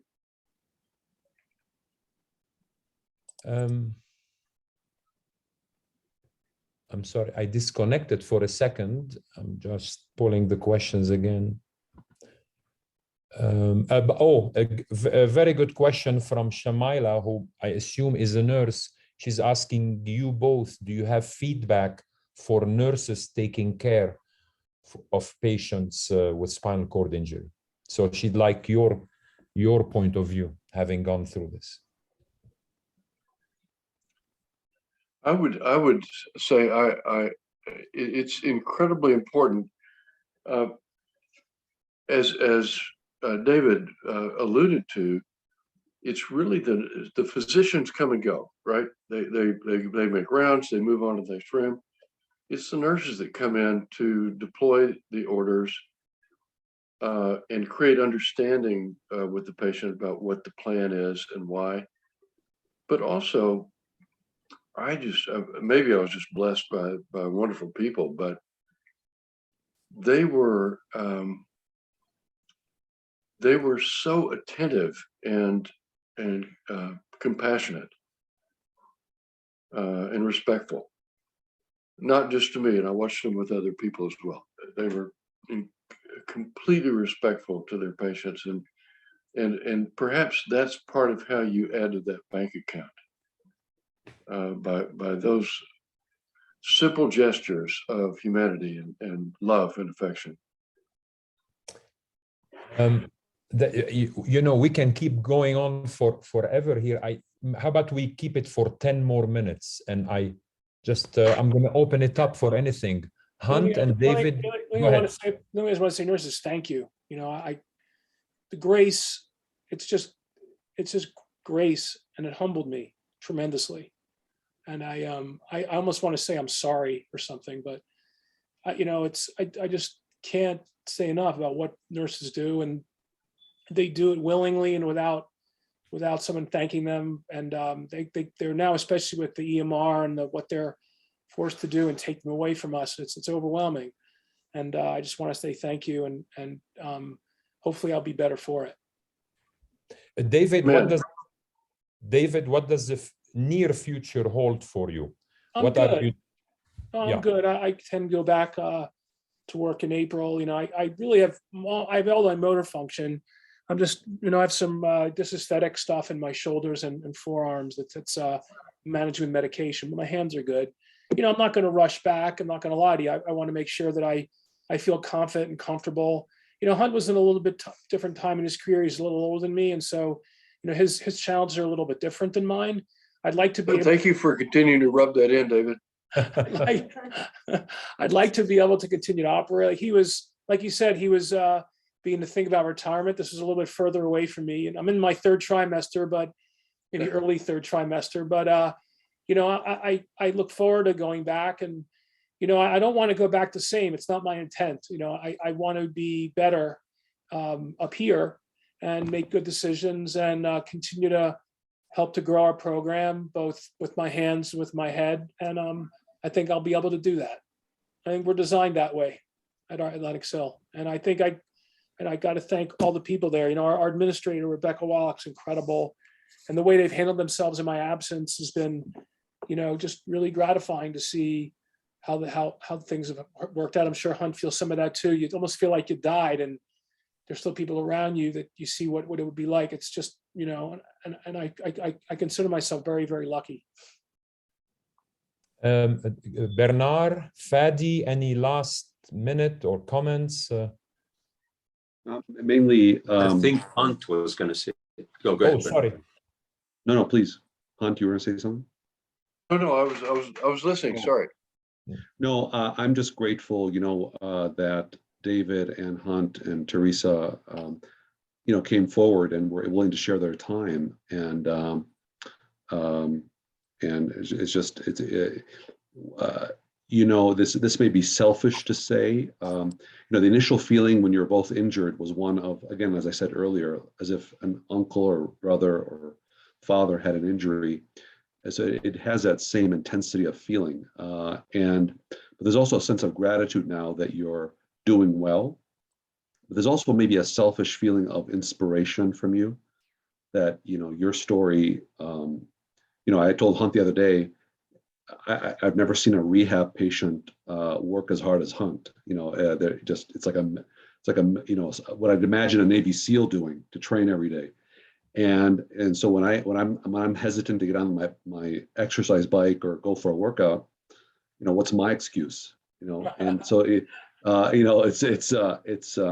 really, you both have been, and I'm sorry, I don't know Teresa as well, but Hunt, thank you for the inspiration that you've given us. That may sound selfish, but thank you for all you've done to let me put it one other way. Sorry, one final thought is, I think when I talked to Hunt soon after his injury, we were having a discussion. Hunt, I don't know if you remember this, and I told you, I tried to hint at you what your fight would mean to others, and I don't know if you remember that. And the battle you both are going through, have gone through, does carry meaning to your children, to your family, and to your mentees. I've been called by a lot of your prior residents and colleagues who are inspired by your story, and that maybe that probably not the highest on the list of that bank account of what motivates you, but it certainly does have value to those around you, your social network and your academic network, et cetera. Well, I appreciate that, Bernard, and I very much do remember that discussion.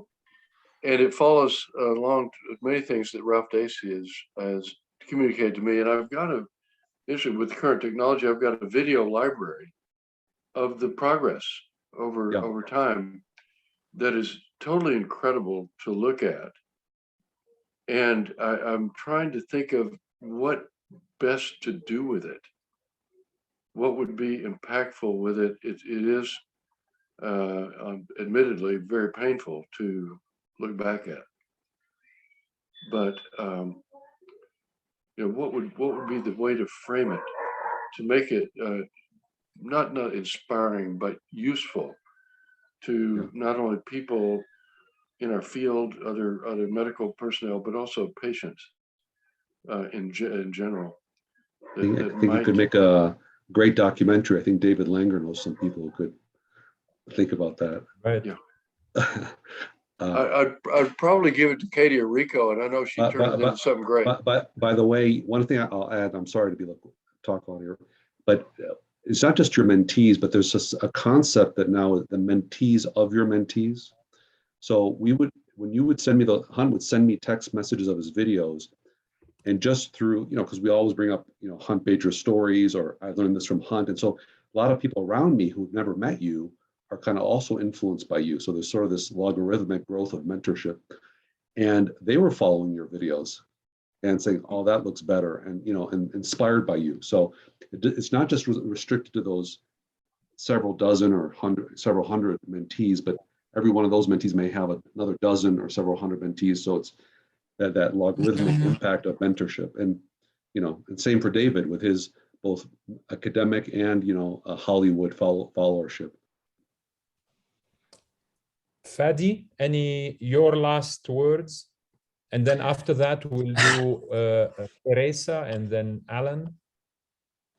Are you speechless? Do you have anything to say? Yeah, I am speechless. This has been emotionally intense, I think, for probably for Hunt and David more than the rest of us. But what's going through my mind, I know Hunt and I know Dave a lot more, but these are two amazing individuals who are loved and appreciated by a lot of people. And I want to say that I'm very happy that you pulled through it. And because you have a lot to offer, you've offered a lot, and you still have a lot to offer. And it's our luck and the luck of those who know you and love you that you're doing there, and you've given us a lot of lessons tonight. I got to take home. The thing that life is, it's one foot in front of the other. The marathon metaphor, the money in the bank metaphor. So thank you for making it through this. To say that when I got hurt, my wife called my brother and then called Fatty, that's the impact that you've had on me, and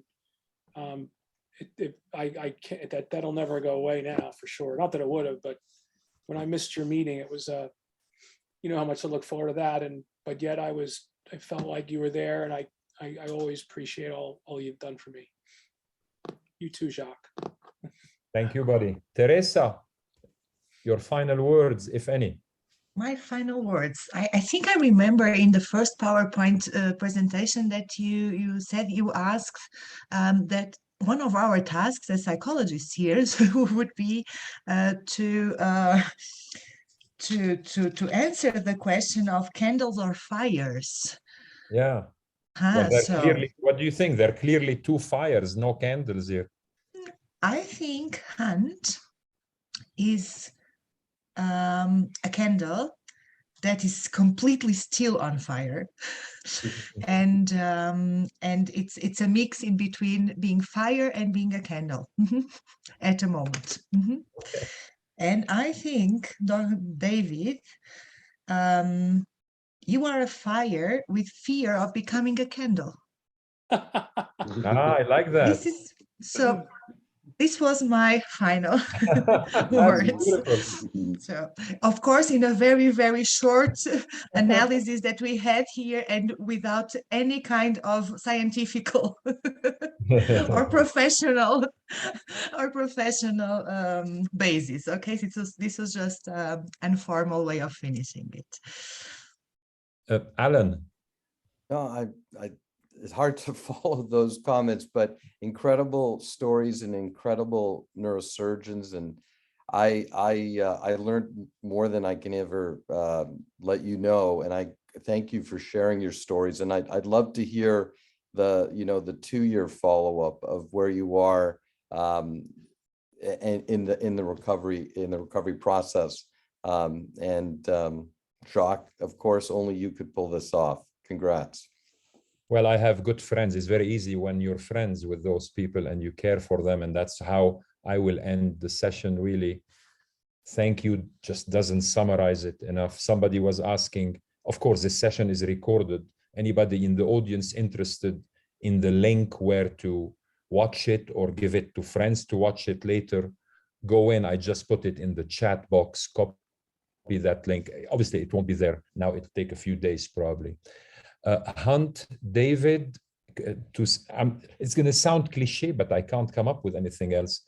You are indeed an inspiration to many. And I mean, I don't have time to read the various lovely notes of people inspired. Somebody said spellbinding. I mean, this session was a fantastic contribution of you to not just neurosurgical community. I mean, nurses, just listening to your ability to put your thoughts and your pain, your inner pain and your struggles. I mean, it's been tremendous, and maybe just one further step perhaps in helping you realize how many people love you and how that can perhaps translate in even a faster recovery for both of you with this mind-body interaction. And I'll leave it at that.